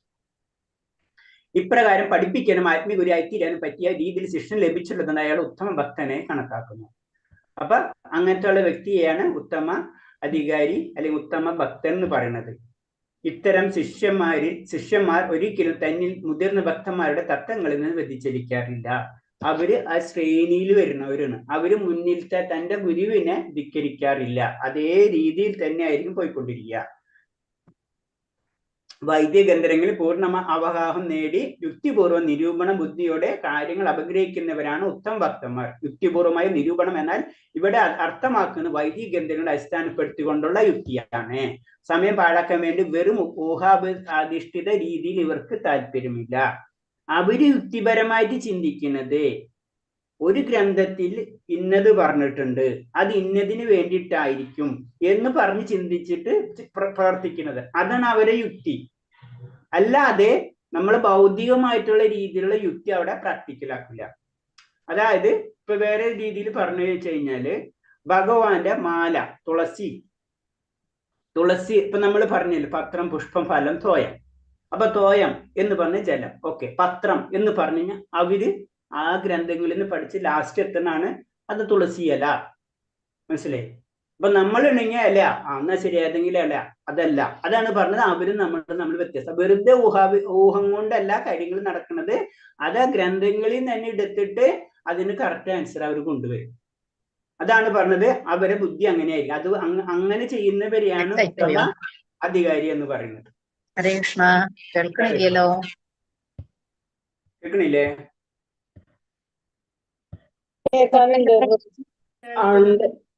അവിടെ എന്താ പ്രശ്നം? മാതാജിക്ക് പ്രശ്നമാണ്. നെറ്റിന്റെ പ്രശ്നമായിരിക്കും മാതാജി. മാതാജിയുടെ പ്രശ്നമാണ്. മാതാജിയുടെ ലിംഗിന്റെ വിഷയമാണ് അത്. അപ്പൊ മറ്റൊരിടത്തിൽ പറഞ്ഞാൽ ഭക്തിയുദ്ധ പാകം വന്ന സ്ഥിതപ്രജ്ഞ നേടിയവർ ഉത്തമ ഭക്തന്മാരേക്ക്. അവർ പാകം വന്നവരാണ്. അവർക്ക് തെറ്റുകൾ വരില്ല. തെറ്റുകൾ വന്നാലും അവർ തെറ്റായിട്ട് കണക്കൂട്ടും. അത് നമ്മൾ ആദ്യം പഠിച്ചിട്ടുണ്ട്. ചന്ദ്രനിൽ കറുത്ത അടയാളം ഉണ്ടെങ്കിലും ചന്ദ്രന്റെ പൂർണ്ണ പ്രകാശം അപ്പോഴും നിലനിൽക്കും. ഇപ്പൊ ചന്ദ്രനല്ല എന്ന് പറയാത്ത പോലെയാണ് അവരവസ്ഥ. അപ്പൊ അത്തരം ഉയർന്ന ലെവലിലുള്ള വ്യക്തികളായിരിക്കും എന്ന് പറയാം അവര്. മതഗ്രന്ഥങ്ങൾ ആധാരമാക്കി ന്യായവാദം നടത്തുന്ന വലിയ സാമർഥ്യമൊന്നും അവകാശപ്പെടാനില്ലെങ്കിൽ ലക്ഷ്യത്തെക്കുറിച്ച് ദൃഢമായ വിശ്വാസമുള്ളവരാണ് രണ്ടാമത്തെ വിഭാഗത്തിൽപ്പെടുന്നത്. നമ്മൾ പഠിച്ചിട്ടുള്ളതാണ്. അടുത്തത് മധ്യമധികാരി, കുറച്ചും കൂടെ താഴ്ന്നിട്ടുള്ളവര്. അവർക്ക് എന്താണ് ഭഗവാനിൽ അടിയുറച്ച വിശ്വാസം ഉണ്ടായിട്ടുണ്ടാവും. പക്ഷെ എന്താണ് എല്ലാ ഗ്രന്ഥങ്ങളുടെ ആ വിശകലനാത്മകമായിട്ടുള്ള കാര്യങ്ങളൊന്നും അവർക്ക് ഉണ്ടാവില്ല. ഭഗവാന്റെ അടിയുറച്ച് വിശ്വസിച്ചും എല്ലാ ഗ്രന്ഥങ്ങളും ഒന്നും അവർക്ക് അറിയണമെന്നുണ്ടാവില്ല. അടുത്ത അതിനെല്ലാം താഴെയുള്ള ലെവലാണ്. ഇതൊക്കെയാണ് ഇപ്പൊ ഏറ്റവും ഉയർന്നത്. ഏറ്റവും ഉയർന്ന ലെവലിൽ നിന്ന് മാത്രമേ ഭക്തിയുടെ ആ യോഗ്യത ആയിട്ടുള്ളൂ. പിന്നെയാണ് തുടങ്ങുന്നത്. മറ്റൊരുത്തി പറഞ്ഞാൽ ഭക്തിയുദ്ധ സേവനം പറഞ്ഞു നമ്മൾ. കൃഷ്ണ സേവനത്തിനുള്ള നടപടിക്രമം അചഞ്ചലമായ വിശ്വാസമുണ്ട്. പക്ഷെ തീരുമാനത്തിന് അനുരൂപമായ വാദഗതികൾ മുന്നോട്ട് വയ്ക്കാൻ കഴിവ് അയാൾക്കുണ്ടായെന്ന് വരില്ല. ഭഗവാനിൽ അടിയുറച്ച വിശ്വാസമുണ്ട്. പക്ഷെ എന്താണ് അതാണോ ശരി ഇതാണോ ശരി എന്നൊക്കെ ചോദിച്ചു കഴിഞ്ഞാൽ അവർക്ക് പിടുത്തം കിട്ടില്ല. അതാണ് മധ്യമാധികാരികൾ. വിശ്വാസമുണ്ട്, ഭഗവാനിൽ അടിയുറച്ച വിശ്വാസം ഉണ്ടാവും. പക്ഷെ വാദഗതികൾ അവർക്ക് അതേപോലെ തന്നെ. ഇപ്പൊ നമ്മളെ നാട്ടില് വക്കീലന്മാര് സമർപ്പിക്കണ പോലെ. അപ്പൊ വക്കീല് സത്യാണെങ്കിൽ എന്താണ്, അല്ലെങ്കിൽ തെറ്റാണെങ്കിൽ എന്താണ്, അതിന് നിയമവശങ്ങൾ പറയണം. എന്നിട്ട് പറഞ്ഞ പോലെ നിയമവശങ്ങൾ നമ്മുടെ ഗ്രന്ഥങ്ങളെ കോട്ട് ചെയ്ത് അത് പറയാനുള്ള കഴിവ് ആർക്കും ഉണ്ടാവില്ല, മധ്യമ ലെവലിലുള്ള വ്യക്തികൾക്ക് ഉണ്ടാവില്ല. പക്ഷെ എന്താണ് വിശ്വാസം ഉണ്ടാവും ഭഗവാനിലായിട്ട്. പിന്നെ അതേസമയം കൃഷ്ണനാണ് ആരാധിക്കപ്പെടാനും സ്നേഹിക്കപ്പെടാനും യോഗ്യമായ പരമവാസ്തു എന്ന് അയാൾക്ക് ഉറപ്പുണ്ടതാണ്. ഭഗവാനെ കഴിഞ്ഞുള്ളൂ ബാക്കിയല്ലാതെ തന്നെ അവർക്ക് ഉറപ്പുണ്ടാവുന്നതാണ്. ആരംഭകൻ, അത് നമ്മളെ പോലുള്ളവർ എന്ന് പൊതുവിശ്വാസികൾ എന്ന് വിശേഷിക്കപ്പെടുന്നവരാണ് മൂന്നാമത്തെ വിഭാഗത്തിൽപ്പെടുന്നത്, തനിഷ്ഠ ഭക്തന്മാരെ. ഇവരുടെ വിശ്വാസം ശക്തമല്ല. നമ്മുടെ വിശ്വാസം ശക്തമല്ല. അങ്ങോട്ടും വീഴും ഇങ്ങോട്ടും വീഴും. നമ്മൾ കുറച്ച് നിരീശ്വരവാദി കൂടെ നടന്നു കഴിഞ്ഞാൽ നമ്മളെല്ലാം ഇത്തരം ചെയ്തൊക്കെ പോയി. മതഗ്രന്ഥങ്ങളുടെ തീരുമാനത്തിൽ ഇവർ ശക്തമായ വാദങ്ങളുടെ മുന്നിൽ ഇവരുടെ വിശ്വാസം തകർന്നു പോകുന്നു. ലക്ഷ്യത്തെക്കുറിച്ച് വ്യക്തമായ ബോധവും ഇവർക്കില്ല. ഇവർക്ക് അതായത് പുതുഭക്തർക്കുള്ള കുഴപ്പം എന്ന് വെച്ചാൽ പെട്ടെന്ന് വീണു പോകാനുള്ള സാധ്യത കൂടുതലുള്ള സമയം. അത് കാരണം നമ്മൾ കൂടുതൽ ശ്രദ്ധിക്കണം എന്ന് പറയുന്നതിന്റെ കാര്യം. നമ്മൾ പെട്ടെന്ന് വീണു പോകും. എന്തെങ്കിലും ചെറിയൊരു കാര്യം മതി നമുക്ക് സംശയങ്ങളാവും. അപ്പൊ നമ്മൾ ഒരിക്കലും അത് നമ്മൾ വളരെയധികം ശ്രദ്ധിക്കണം. നമ്മൾ എന്ത് പറഞ്ഞാലും ഭക്തി വിടരുത് എന്ന് പറഞ്ഞിട്ടൊക്കെ, ഭഗവാനും വിടരുത്. എന്ത് വന്നാലും നമുക്ക് ഇത്ര ആലോചിച്ചാൽ മതി, വരേണ്ട കാര്യം എന്തായാലും വന്നുകൊണ്ടിരിക്കും. അപ്പൊ എന്താണ് അത് ഭഗവാൻ. ഇപ്പൊ അങ്ങനത്തെ രീതി ചിന്തിച്ചു കഴിഞ്ഞാലും ചിലർ ചിന്തിക്കണ്ട, ഞാൻ ഭഗവാനെ ഇത്ര വിളിച്ചിട്ടാണെങ്കിൽ ഭഗവാൻ ഇങ്ങനെ ചെയ്യും, ഭഗവാൻ വിളിച്ചില്ലെങ്കിൽ ഇത് സംഭവിക്കും, ഭഗവാനെ വിളിച്ചാണ്ട് ഇത്രയും സംഭവിച്ചില്ല എന്ന് ചിന്തിക്കാം. ആ അവസ്ഥയിൽ നമ്മുടെ മനസ്സ് മാറ്റിയെടുക്കാം. അതായത് നമുക്ക് നാളെ വരാൻ പോണ കാര്യം നടന്നിരിക്കും. അപ്പോ ഭഗവാനെ വിളിച്ചാലും നടന്നിരിക്കും, ഭഗവാനെ വിളിച്ചില്ലെങ്കിൽ നടന്നിരിക്കും എന്ന് മനസ്സിൽ ഉറപ്പിക്കാം. ഭഗവാനെ വിളിച്ചു കഴിഞ്ഞാൽ ചിലപ്പോൾ നാളെ വരുന്നതിന്റെ പകുതിയെങ്കിലും പ്രശ്നങ്ങൾ കുറയും, അല്ലെങ്കിൽ പ്രശ്നങ്ങൾ അവിടെ വന്നിരിക്കും. എന്ത് തന്നെയായാലും ഭഗവാനെ വിടരുത്. അത് നമ്മളെ ലെവലില് നമ്മൾ അങ്ങനെ തന്നെ ചിന്തിച്ചു പോകണം, അല്ലെങ്കിൽ നമ്മൾ വിട്ടുപോകും. അതാണ് പറഞ്ഞത്, ഇങ്ങനെ വിശ്വാസം തകർന്നു പോകും. ലക്ഷ്യത്തെക്കുറിച്ച് വ്യക്തമായ ബോധവും ഇവർക്ക്. ലക്ഷ്യം എന്ന് പറഞ്ഞു കഴിഞ്ഞാൽ ആ പരമാനന്ദം, അതാണ് ആ ലക്ഷ്യമില്ല എന്ന് പറഞ്ഞത്. നമുക്ക് അങ്ങനത്തെ ലക്ഷ്യങ്ങൾക്കൊന്നും എത്തിയിട്ടില്ല. നമ്മൾ പറയുമ്പോൾ ആവും എന്നൊക്കെ പറഞ്ഞാലും ആ ലക്ഷ്യം നമുക്ക് ഇപ്പോഴും 100% ഭൗതികത തന്നെയാണ് നമ്മൾക്ക്. നമ്മളിത് അറിയണ മാത്രമേ ഉള്ളൂ. ഇതൊക്കെ ഉണ്ട്, കഥകളൊക്കെ നമുക്ക് മനസ്സിലാവണം. മനസ്സിലായേ? അമേരിക്ക എന്നൊരു രാജ്യമുണ്ട് എന്ന് പറഞ്ഞ പോലെ, അമേരിക്ക എന്താണെന്ന് അറിയില്ല, അമേരിക്ക പോയാലും അമേരിക്ക അറിയാൻ പറ്റുന്ന പോലെ നമ്മൾ അത് ഉണ്ട് എന്ന് അത്ര അറിയുള്ളൂ എന്ന് പറഞ്ഞ പോലെ നമ്മൾ ഈ കാര്യങ്ങളൊക്കെ മനസ്സിലാക്കുന്നത്. ഇനി നമ്മൾ വഴി കണ്ടുപിടിക്കുകയാണ്, ഏത് വഴി കൂടെ പോകണം. അപ്പൊ ഗൂഗിൾ മാപ്പ് എടുക്കണ പോലെ നമ്മളെ ഓരോ കാര്യങ്ങൾ നമ്മൾ സ്റ്റെപ്പ് ചെയ്യണുള്ളൂ. അതാണ് പറയുന്നത്. അപ്പൊ ഏത് സമയവും നമുക്കിത് തകർന്നു പോകാം. മൂന്നാമത് വിഭാഗത്തിൽപ്പെടുന്ന ആരംഭ ഭക്തരെ കുറിച്ച് ഭഗവത പറയുന്നു. ഈ വിഭാഗത്തിൽ 4 തരം ആൾക്കാരുണ്ട്. വിപത്ത് അല്ലെങ്കിൽ ദുരിതത്തിൽപ്പെട്ടവർ, പണം ആവശ്യമുള്ളവർ, ജിജ്ഞാസുകൾ, ജ്ഞാനികൾ. ഇവരെല്ലാം സേവനത്തോടെ അവരുടെ സ്വാർത്ഥതയ്ക്ക് സംതൃപ്തിക്കായി ഭഗവാനിൽ ആശ്വാസം നേടുന്നു. അത് നമ്മൾ പഠിച്ചിട്ടുണ്ട്. കാരണം എന്താ വെച്ച് കഴിഞ്ഞാൽ ഏറ്റവും താഴ്ന്ന ലെവലിലുള്ള ഭക്തന്മാരെ ശ്രേണിയാ പറയുന്നത്. നമ്മളെല്ലാവരും ജനറലായിട്ട് അതിൽ വരും. ചതുർവിധ വചന്തേമ ജനസുഹൃദാർജുന ആർത്തോ ജിജ്ഞാസുരഥാർത്ഥി ജ്ഞാനിച്ഛ ഭരതർഷഭ. അപ്പൊ എന്ന് പറയുമ്പോൾ എന്താണ് നമ്മൾ പഠിച്ചിട്ടുണ്ട് അല്ലെ? 4 തരം. അതായത് പണം ആവശ്യമുള്ളവര്, ദുഃഖങ്ങൾ വരുമ്പോൾ, അതുപോലെ തന്നെ ജിജ്ഞാസുക്കൾ, ജ്ഞാനികൾ. ഇവരാണ് ശരിക്കും ആദ്യത്തെ ലെയർ. അതിനേലും താഴത്തെ ലെയർ ഉണ്ട്, അതിന് മുകളിലത്തെ ലെയറും ഉണ്ട്. ഇത് ആദ്യത്തെ ലെയർ. ജനറലായിട്ട് ഇത്രയെങ്കിലും ഉണ്ടാവണം. നമുക്ക് ഒരു ദുഃഖം ഉണ്ടാകുമ്പോൾ ഭഗവാനെ വിളിക്കാന്നുള്ള മനസ്സെങ്കിലും ഉണ്ടായാലേ നമ്മ ഫസ്റ്റ് ആ യോഗ്യത നമ്മളിലേക്ക് എത്തണുള്ളൂ. അതും ഇല്ലാത്തവരുണ്ട്. അപ്പൊ ഭഗവാനെ വിളിക്കാൻ നമുക്കൊരു ദുഃഖം വരുമ്പോഴും നമുക്കൊരു ആഗ്രഹം വരുമ്പോഴും ആ ആഗ്രഹം ഭഗവാനോട് പറയാനുള്ള മനസ്ഥിതി ഉണ്ട് എന്ന് തന്നെ വിചാരിച്ചു കഴിഞ്ഞാൽ നമ്മൾ എന്താണ്, സുഹൃതി തന്നെയാണ്. നമുക്ക് ആ സുഹൃതി ഉള്ളത് കാരണം കൊണ്ടാണ് നമുക്ക് ഭഗവാനെ വിളിക്കാൻ പറ്റുള്ളൂ എന്ന് ഭഗവാൻ ഭഗവതിയെ തന്നെ പറഞ്ഞു തരാണ്. അതാണ് പറയുന്നത്. ഏതെങ്കിലും ആരാധനത്തിൽ എത്തി സ്വന്തം ഭൗതിക സുഖത്തിന് ആശ്വാസം കിട്ടാനോ ഭഗവാനെ പ്രാർത്ഥിക്കും, അല്ലെങ്കിൽ സാമ്പത്തിക ലാഭത്തിന് അന്വേഷണ കൗതുകത്തെ തൃപ്തിപ്പെടുത്താനോ വേണ്ടി ആരാധന നടത്തും. എങ്ങനെയാണെങ്കിലും ഭഗവാനെ മുൻനിർത്തിയിട്ടാണല്ലോ കാര്യങ്ങളെല്ലാതും ചെയ്യുന്നത്. അവരെല്ലാവരെയും സുഹൃതികളുടെ കൂട്ടത്തിലാണ് വരുന്നത്. അപ്പൊ സുഹൃതി എന്ന് പറഞ്ഞു കഴിഞ്ഞാൽ ഭക്തരല്ല. അതാണ് നമ്മൾ മനസ്സിലാക്കേണ്ടത്. സുഹൃതി എന്ന് കിട്ടിക്കഴിഞ്ഞാൽ ഭക്തരായിട്ടില്ല. പിന്നെ പല സ്റ്റെപ്പുകൾ ഉയരണം. ദൈവത്തിന്റെ ജ്ഞാനിയുടെയും ഈ ജ്ഞാനിയെയും ഈ വിഭാഗത്തിലാണ് പെടുത്തുന്നത്. ജ്ഞാനിയാണെങ്കിലും ഈ സുഹൃതിയുടെ കൂട്ടത്തിലാണ് ജ്ഞാനിയെ പെടുത്തിട്ടുള്ളതെന്ന് പറയാണ്. ഇവരെല്ലാം തന്നെ ശുദ്ധ ഭക്തന്മാരും ആയുള്ള നിരന്തര സമ്പർക്കത്തിന്റെ ഫലമേ മധ്യമ ശ്രേണിയിലേക്കും ക്രമേണ ഉത്തമ ശ്രേണിയിലേക്കും ഉയർത്തപ്പെടുന്നു. അപ്പൊ നമുക്ക് ദുഃഖമുണ്ടെങ്കിലും ആഗ്രഹമുണ്ടെങ്കിലും എന്താണെന്ന് അറിയാനുള്ള ആഗ്രഹമുണ്ടെങ്കിലും ഭൗതികമായിട്ടുള്ള ആഗ്രഹങ്ങൾ ഉണ്ടെങ്കിലും നമ്മള് ഭഗവാനെ നമ്മൾ വിളിക്കാൻ തുടങ്ങിക്കഴിഞ്ഞാല് അങ്ങനെയുള്ള വ്യക്തികള് ഒരു ശുദ്ധ ഭക്തന്മാരായിട്ട് കോണ്ടാക്ട് കിട്ടിക്കഴിഞ്ഞാൽ നമുക്ക് ഉയരാനുള്ള സാധ്യത കൂടുതലായി. നമുക്ക് ഭഗവാനെ നമ്മൾ വിളിച്ചുകൊണ്ടിരിക്കണം. നമുക്ക് ദുഃഖം വരുമ്പോൾ ഭഗവാനെ വിളിക്കും, നമുക്ക് ആഗ്രഹം വരുമ്പോഴും ഭഗവാനെ വിളിച്ചുകൊണ്ടിരിക്കും എന്ന് വെച്ച് കഴിഞ്ഞാല് നമ്മൾ എങ്ങനെയോ ഭക്തന്മാരായിട്ട് കൂട്ടുകൂടി കഴിഞ്ഞാൽ നമുക്ക് ഇതിൽ നിന്ന് ഉയരാൻ കഴിയും. അപ്പൊ മിനിമം സ്റ്റെപ്പ് ഇത്രയെങ്കിലും നമ്മൾ ഉണ്ടായിരിക്കണം. നമുക്ക് വിഷമം വരുമ്പോഴെങ്കിലും ഭഗവാനെ വിളിക്കുന്ന ഒരവസ്ഥയിലെങ്കിൽ നമ്മൾ ഉണ്ടായി കഴിഞ്ഞാൽ നമ്മൾ ഫസ്റ്റ് LKG അഡ്മിഷൻ കിട്ടിയ പോലെയായി. നമ്മൾ തുടക്കക്കാർക്ക് ഉത്തമ മാതൃക ധ്രുവ മഹാരാജാണ്. അച്ഛന്റെ രാജ്യം ലഭിക്കാൻ വേണ്ടി അദ്ദേഹം സേവനത്തിന് പുറപ്പെട്ടത്. അപ്പൊ എന്താണ്, ഭഗവാനുള്ള സ്നേഹം കൊണ്ടൊന്നല്ല ധ്രുവരാജാവ് പോയത്. ഭഗവാനെ പ്രാർത്ഥിച്ചു കഴിഞ്ഞാൽ രാജ്യം കിട്ടും എന്ന് വിചാരിച്ചിട്ടാണ് ധ്രുവരാജാവ് പോയത്. അപ്പൊ അതേപോലെ തന്നെയാണ് നമ്മളെല്ലാവരും. അപ്പൊ എന്താണ്, അങ്ങനെ പോയാൽ തന്നെയും അതിന്റെ ബെനിഫിറ്റ് കിട്ടുമെന്ന് ഭഗവാൻ പറഞ്ഞു തരാണ്. അവര് ചെന്ന് ധ്രുവ മഹാരാജാവ് പിന്നെ നാരദനെ കണ്ടുമുട്ടണം. പിന്നെ അങ്ങനെയാണ് മുന്നിലേക്ക് പോണത്. ഒടുവിൽ പൂർണ്ണമായി ശുദ്ധീകരിക്കപ്പെട്ടപ്പോൾ ഭൗതികമായ ഏതെങ്കിലും നേട്ടത്തിന് വേണ്ടിയുള്ള വരത്തേനെ സ്വീകരിക്കാൻ അദ്ദേഹം തയ്യാറായില്ല. കാര്യം മനസ്സിലായപ്പോ പിന്നൊന്നും വേണ്ട എന്നുള്ള അവസ്ഥയിലേക്ക് പോയി. ഗജേന്ദ്രൻ വിപത്തിൽപ്പെട്ട് വീഴുകയായിരുന്നു. രക്ഷയ്ക്ക് കൃഷ്ണനെ പ്രാർത്ഥിച്ചു ഭക്തനായി തീരുകയും ചെയ്തു. ഗജേന്ദ്രന്റെ കഥ, ധ്രുവന്റെ കഥ അതൊക്കെ നമ്മൾ പല പ്രാവശ്യം പറഞ്ഞിട്ടുള്ളതാണ്. ഗജേന്ദ്രൻ വിപത്തിൽപ്പെട്ട് രക്ഷയ്ക്ക് കൃഷ്ണനെ പ്രാർത്ഥിച്ചു ഭക്തനായി തീരുകയും സനകൻ, സനാതനൻ, സനന്ദൻ, സനത് കുമാരൻ തുടങ്ങിയ ജ്ഞാനികളെല്ലാം അത്യന്തം ഭക്തി ഇത് ഭഗവത് സേവനത്തിൽ ആകർഷിക്കപ്പെട്ടവരാണ്. അപ്പൊ ഇവരൊക്കെ കഥകൾ പറഞ്ഞു തരാണ്. ഇവരെല്ലാവരും സത്യത്തിൽ പറഞ്ഞു കഴിഞ്ഞാൽ ഭഗവാനോട് പ്രേമഭക്തി ഒന്നും ഉണ്ടായിട്ടല്ല. അവരെന്താണ്, അവരവരെ പ്രശ്നങ്ങള് തരണം ചെയ്യാൻ വേണ്ടി ഭഗവാന്റെ അടുത്തേക്ക് പോവുകയാണ് ചെയ്യണത്. പക്ഷെ എന്താണ്, ആ ഭക്തന്മാരെ സത്സംഗം കിട്ടിയപ്പോൾ അവരെന്താണ്, അല്ലെങ്കിൽ ഭഗവാനെ തന്നെ നേരിട്ട് കണക്ട് ചെയ്തപ്പോൾ അവർക്ക് മനസ്സിലായി ഭൗതിക കാര്യങ്ങളൊന്നല്ല ഇമ്പോർട്ടൻസ്, ആത്മീയമായിട്ടുള്ള കാര്യങ്ങളാണെന്ന് അവർക്ക് മനസ്സിലാവണം. അല്ലെങ്കിൽ ആ പ്രേമഭക്തിയാണ് ഏറ്റവും ഇമ്പോർട്ടൻസ് എന്ന് അവർക്ക് മനസ്സിലാവണം. അതാണ് നമ്മൾ പറയുന്നത്. അത്രയെങ്കിലും നമ്മൾ ഉണ്ടായിക്കഴിഞ്ഞാലോ നമ്മൾ മുന്നിലേക്ക് നമുക്ക് കയറാൻ പറ്റുള്ളൂ.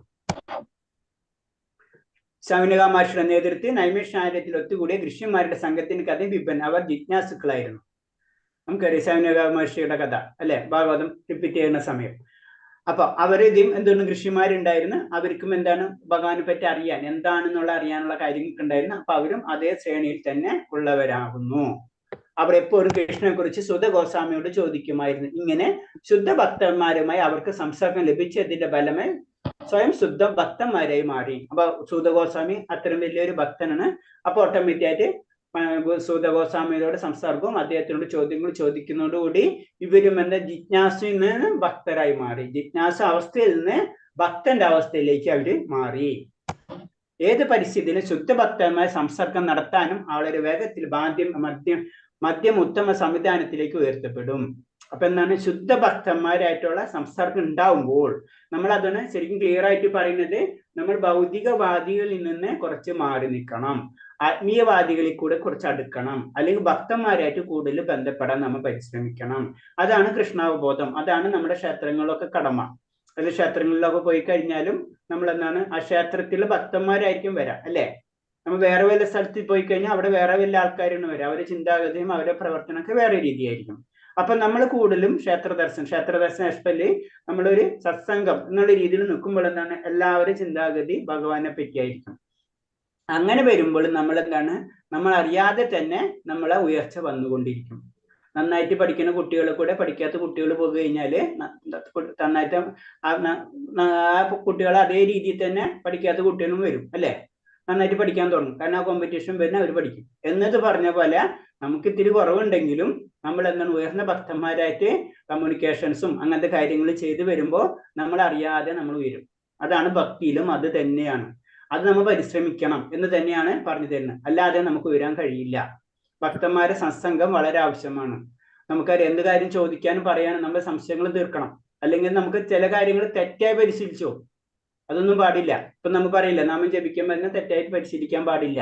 അപ്പൊ ആദ്യം കുറച്ച് തെറ്റുണ്ടെങ്കിൽ അത് തെറ്റ് തിരുത്തണം. തെറ്റ് തിരുത്തി നമ്മൾ മുന്നോട്ട് പോയിക്കൊണ്ടിരിക്കണം. ഇതൊക്കെയാണ് പറയുന്നത് ഇതില്. ഹരേ കൃഷ്ണ. അപ്പൊ ഞാനിതൊന്ന് റിപ്പീറ്റ് ചെയ്യാം. ഇത്തരം പറഞ്ഞത് തന്നെ 13ാമത്തെ സ്ലൈഡായി. അപ്പൊ ഭക്തിയുത സേവനം കൈക്കൊള്ളാൻ അർത്ഥിക്കുന്നവന്റെ യോഗ്യത.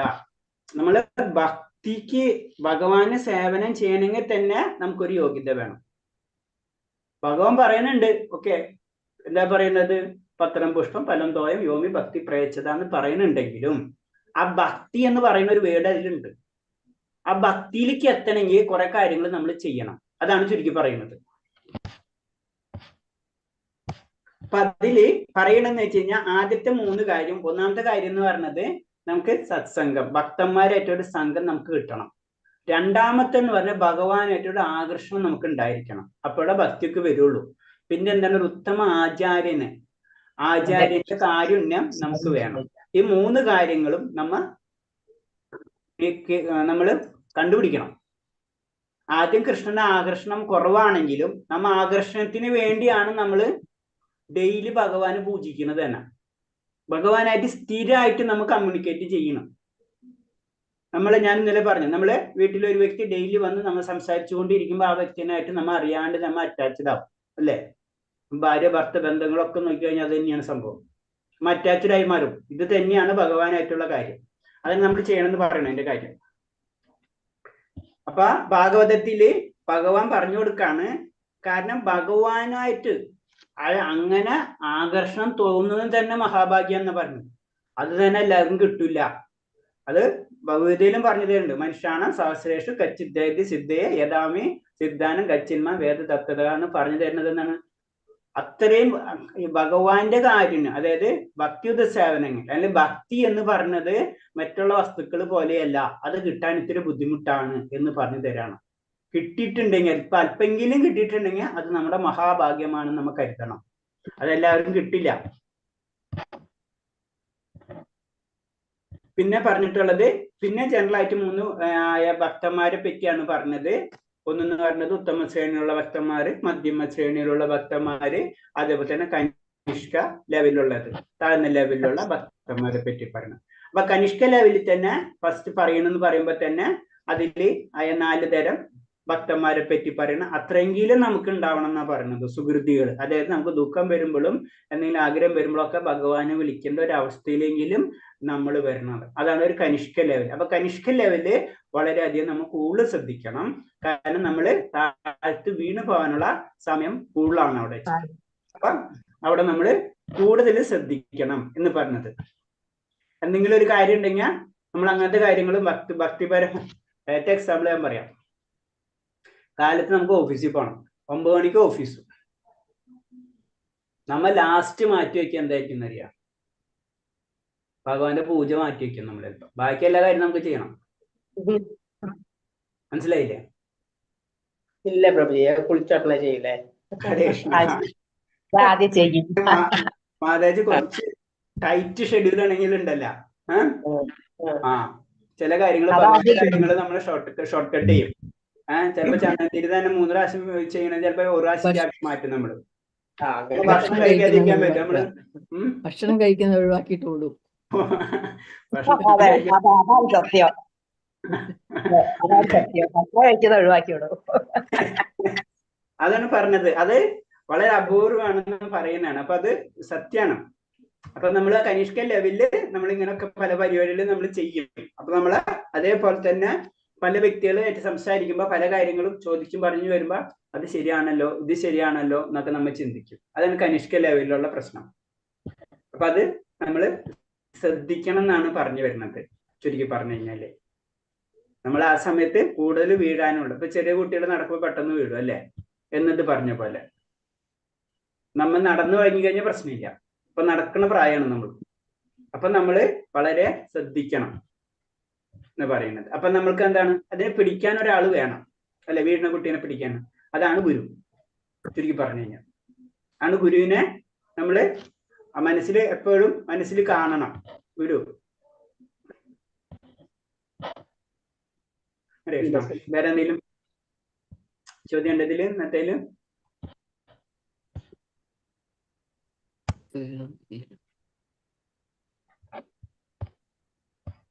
ഓക്കെ,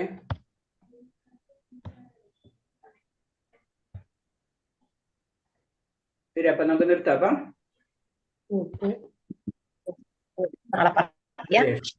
പിന്നെ സത്സംഗം ഉണ്ടല്ലോ. ആ സത്സംഗം ഉണ്ട്. കയറാൻ പറ്റുന്നവര് കയറാം. നമ്മള് നോർമൽ സത്സംഗം തന്നെയാണ്, ഇതല്ല അന്താക്ഷരി അല്ല, സത്സംഗം തന്നെയാണ് കേട്ടെന്ന്. ഇന്ന് സത്സംഗം തന്നെയാണ്. ഇന്ന് സത്സംഗം തന്നെയാണ്. അപ്പൊ കയറാൻ പറ്റുന്നവര് കയറുന്ന, കയറാൻ പറ്റുന്നവരെല്ലാവരും കയറാം. ഹരേ കൃഷ്ണ. എല്ലാവരും മംഗളാരതിക്ക് വരാം. എല്ലാവരും ഭാഗവതം ഇത് ചെയ്യാ. എല്ലാവരും എല്ലാ ക്ലാസ്സുകളും കാണാം. അങ്ങനെ പറയും. എല്ലാവരും 16 മാല ജപിക്കുക. എല്ലാവരും യമനിയമങ്ങൾ പാലിക്കുക. അങ്ങനെ പറയാ. എല്ലാവരും ക്ഷേത്രത്തിൽ പോവാ. എല്ലാവരും തീർത്ഥാടനത്തിന് പോവാ. എല്ലാവരും അടുത്തടുത്തുള്ള സത്സംഗങ്ങളിൽ പോവാ. എല്ലാവരും ബുക്കുകൾ വായിക്കുക, ഗ്രന്ഥങ്ങൾ വായിക്കുക. ഇങ്ങനെ പറയും Hare Krishna daily. Hare Krishna. Okay okay. അപ്പൊ നമുക്ക് നിർത്താം. വാഞ്ചകൽപരൂപച്ച കൃപാസിന്ധ്യാവച പതിനാം ഭാവനേഭ്യ വൈഷ്ണവേഭ്യ നമോ നമഃ. അനന്തകോടി വൈഷ്ണവ ഭക്തി പൂവാദിക്ക് ചുരുദേക്ക്. ഹരേ കൃഷ്ണ. എല്ലാവർക്കും പ്രണാമം. എല്ലാവർക്കും കൂടി നമുക്ക് എല്ലാവർക്കും വേണ്ടി 3 പ്രാവശ്യം ഭഗവാനെ പ്രാർത്ഥിക്കാം. കൃഷ്ണ ഹരേ കൃഷ്ണ ഹരേ കൃഷ്ണ കൃഷ്ണ കൃഷ്ണ ഹരേ ഹരേ ഹരേ രാമ രാമ രാമ ഹരേ ഹരേ ഹരേ കൃഷ്ണ ഹരേ കൃഷ്ണ കൃഷ്ണ ഹരേ ഹരേ ഹരേ രാമ ഹരേ രാമ രാമ രാമ ഹരേ ഹരേ കൃഷ്ണ കൃഷ്ണ ഹരേ കൃഷ്ണ കൃഷ്ണ കൃഷ്ണ ഹരേ രാമ ഹരേ രാമ രാമ രാമ ഹരേ ഹരേ ഹരേ കൃഷ്ണ. ശരി, അപ്പം നിർത്തണം. ഹരേ പ്രണാമം. പ്രണാം. ഹരേ കൃഷ്ണ പ്രണാമം. ഹരേ കൃഷ്ണ ഹരേ കൃഷ്ണ പ്രഭു. രമേഷ് പ്രഭു വൈഫ് കയറില്ലേ ക്ലാസ്സിൽ? നാളെ ക്ലാസ് തുടങ്ങുന്നുണ്ടല്ലോ. വൈഫ് എന്താ വൈഫ് പുറത്തേക്ക് ഞാൻ പറഞ്ഞിട്ടുണ്ട്. നാളെ തൊട്ട് തുടങ്ങല്ലേ 18ന്റെ? ആരെങ്കിലും വേറെ നമ്മൾ അറിയുന്ന ആരെങ്കിലും ഒക്കെ ഉണ്ടെങ്കിൽ ലിങ്ക് ഒക്കെ അയച്ചു കൊടുത്ത് ക്ലാസ് എടുത്ത് കയറാൻ പറ കേട്ടോ.